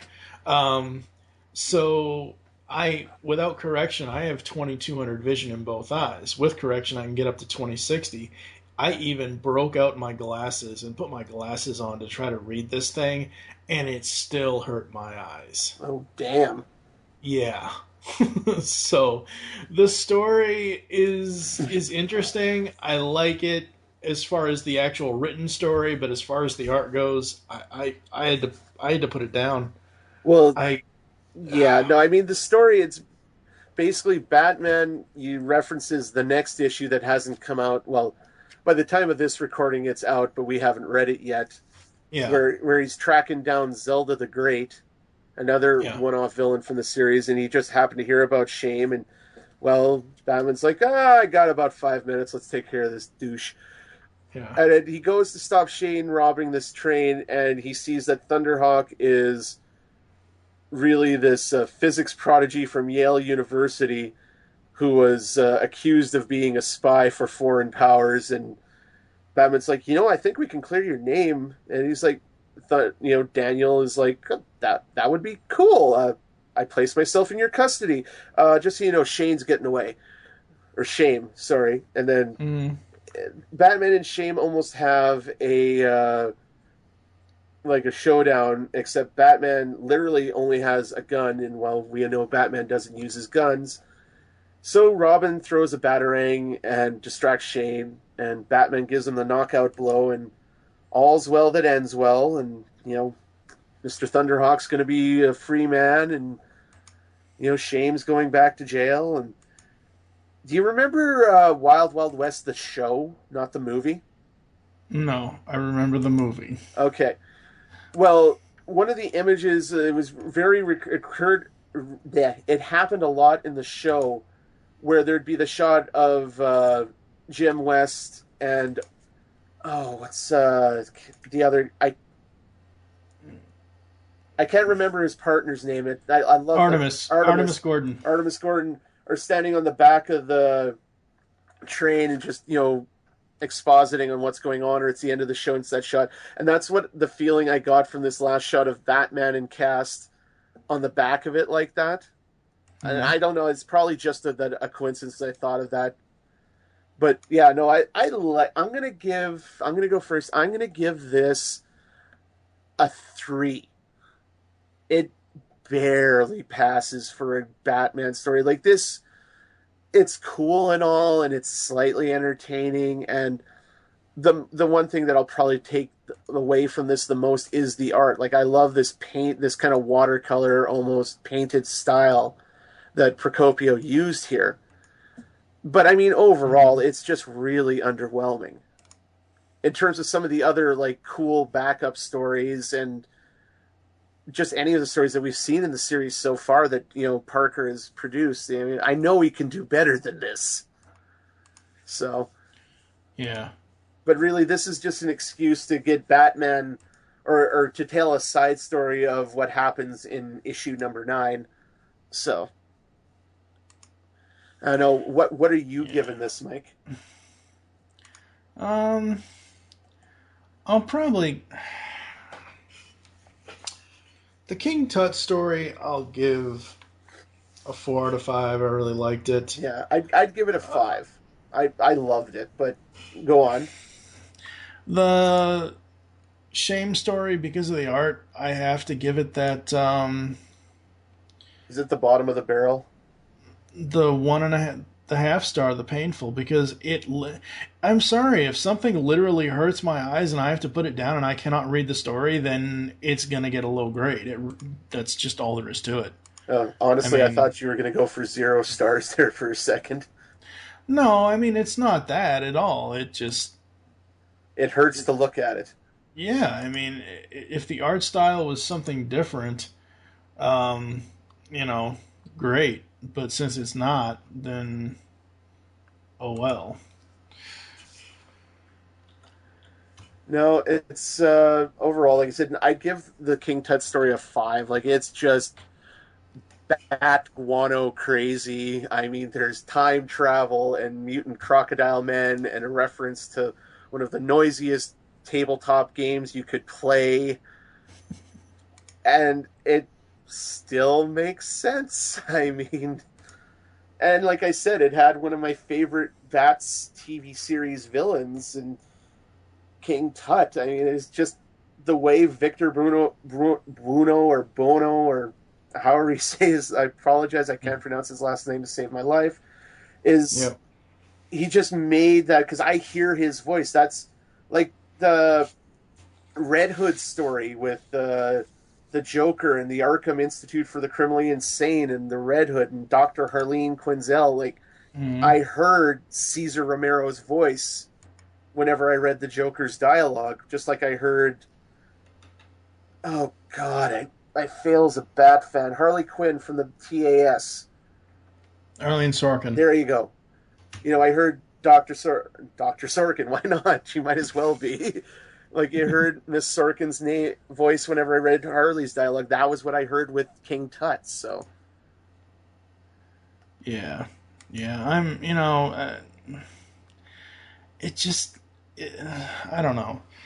Like I said, the King Tut story, I'll give a 4 out of 5. The Shame story, I'll give a half star. The other thing before we close this out that I wanted to talk to you about was, I know you don't have the print versions of these, but the print version covers are for all 4 issues. Oops, I got those backwards. It's green and brown. It's like somebody's puking and shitting all over the covers.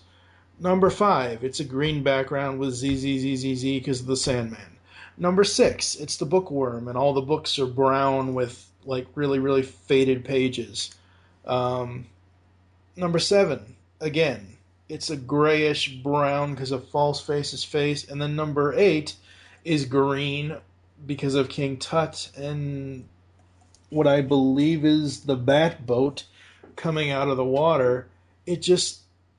They all are very bland covers for me. I don't like any of them. Well, I should say I still have the print issues of these, like the issues 6 through 7 today. I actually dug the print issues out as issue 5. Right. I couldn't find my physical copy, so I had to go off the digital. But yeah, no, the covers, like I said, I love Mike Allred's art. And it's Allred and Mike and his wife Laura, both work on him. Like, I like the first was it number 5? Just give me a second. I got to bring that back up here. 5 was the Sandman cover. Yeah, the Sandman cover. That one is, as far as Allred's art, I think that's the best one he's done, because it really kind of evokes some of the art. If you've ever read his Madman comics. This is straight up his thing. The bookworm one I love because, like I said, well, of course, his headquarters is going to have piles upon piles of books. I think my least favorite is the number 7, the false face, with them crawling up the false face of Mount Rushmore. It's just kind of, and it's a play on the whole, you know, them climbing up the side of a building. You expect a window gag to happen, which it doesn't. Yeah. Honestly, I dig the King Tut cover, you know, despite the fact it lied.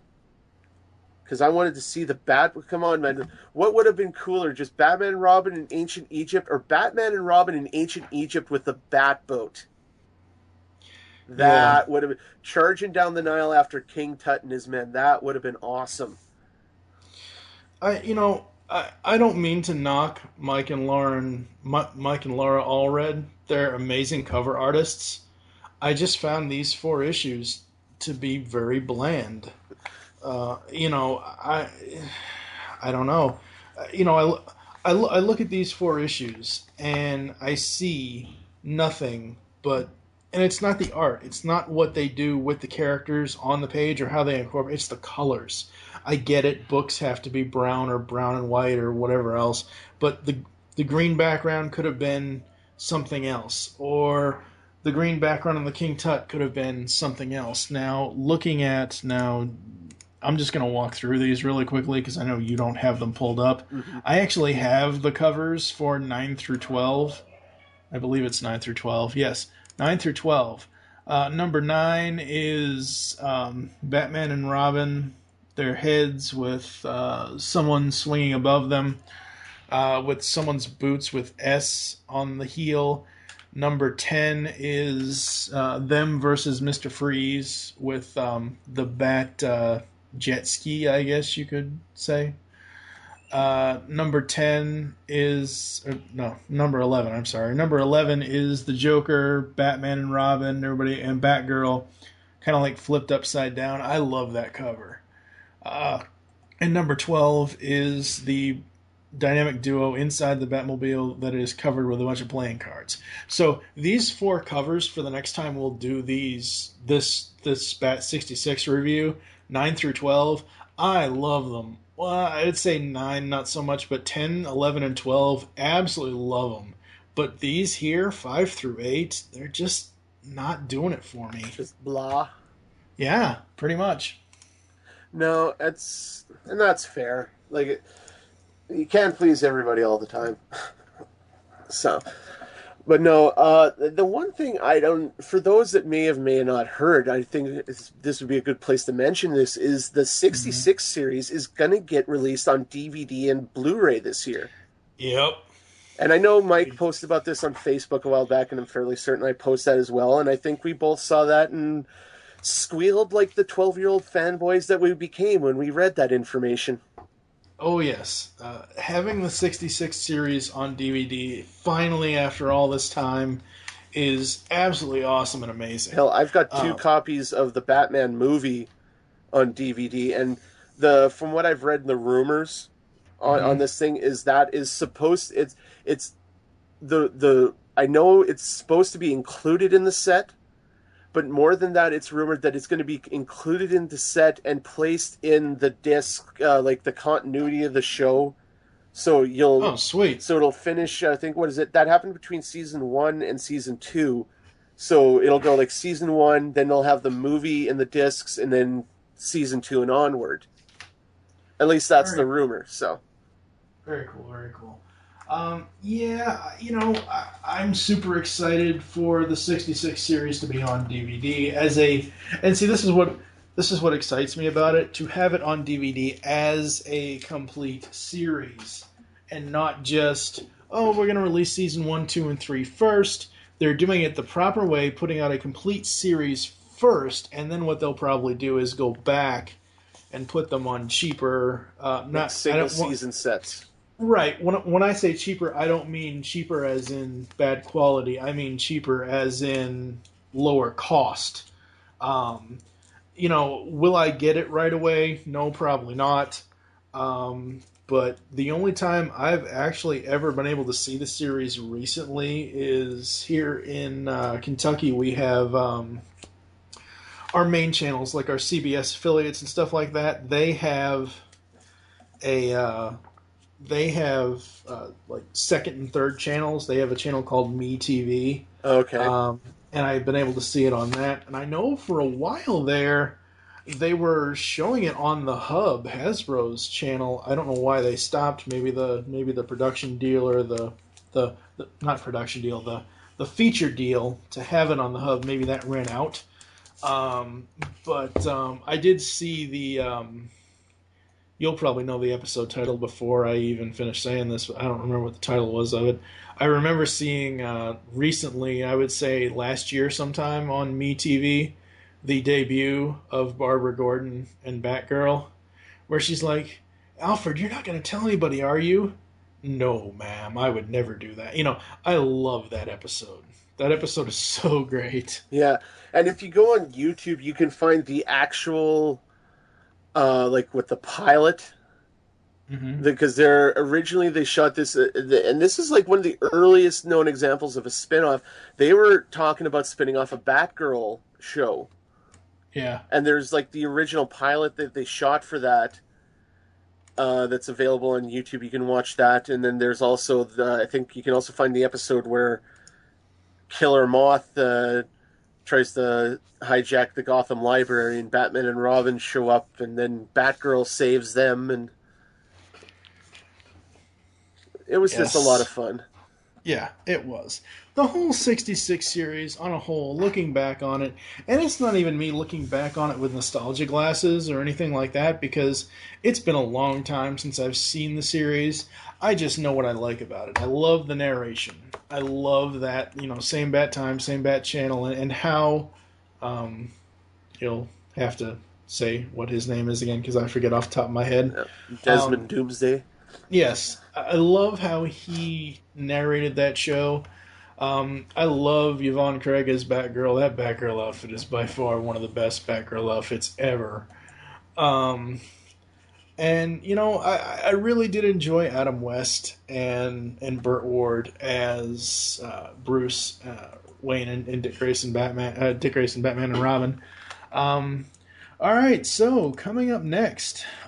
here in Batman Month, celebrating 75 years of Batman. As I said at the beginning of the show, it's going to be Steve Megatron and I talking about the first 4 digital chapters of Beware the Batman. Where can the people get in contact with you if they would like to, sir? Just follow me on Twitter at JT from Saskatoon. You can follow at Geekcast Radio for all the other network updates, and you can also follow me at TF2 and Mike. And for now, make your great escape into comics, and we will catch you next time. You've just heard the latest episode of The Pull Bag, the GCRN's comic review and discussion podcast. There are several ways to get in touch with us and leave feedback for the show.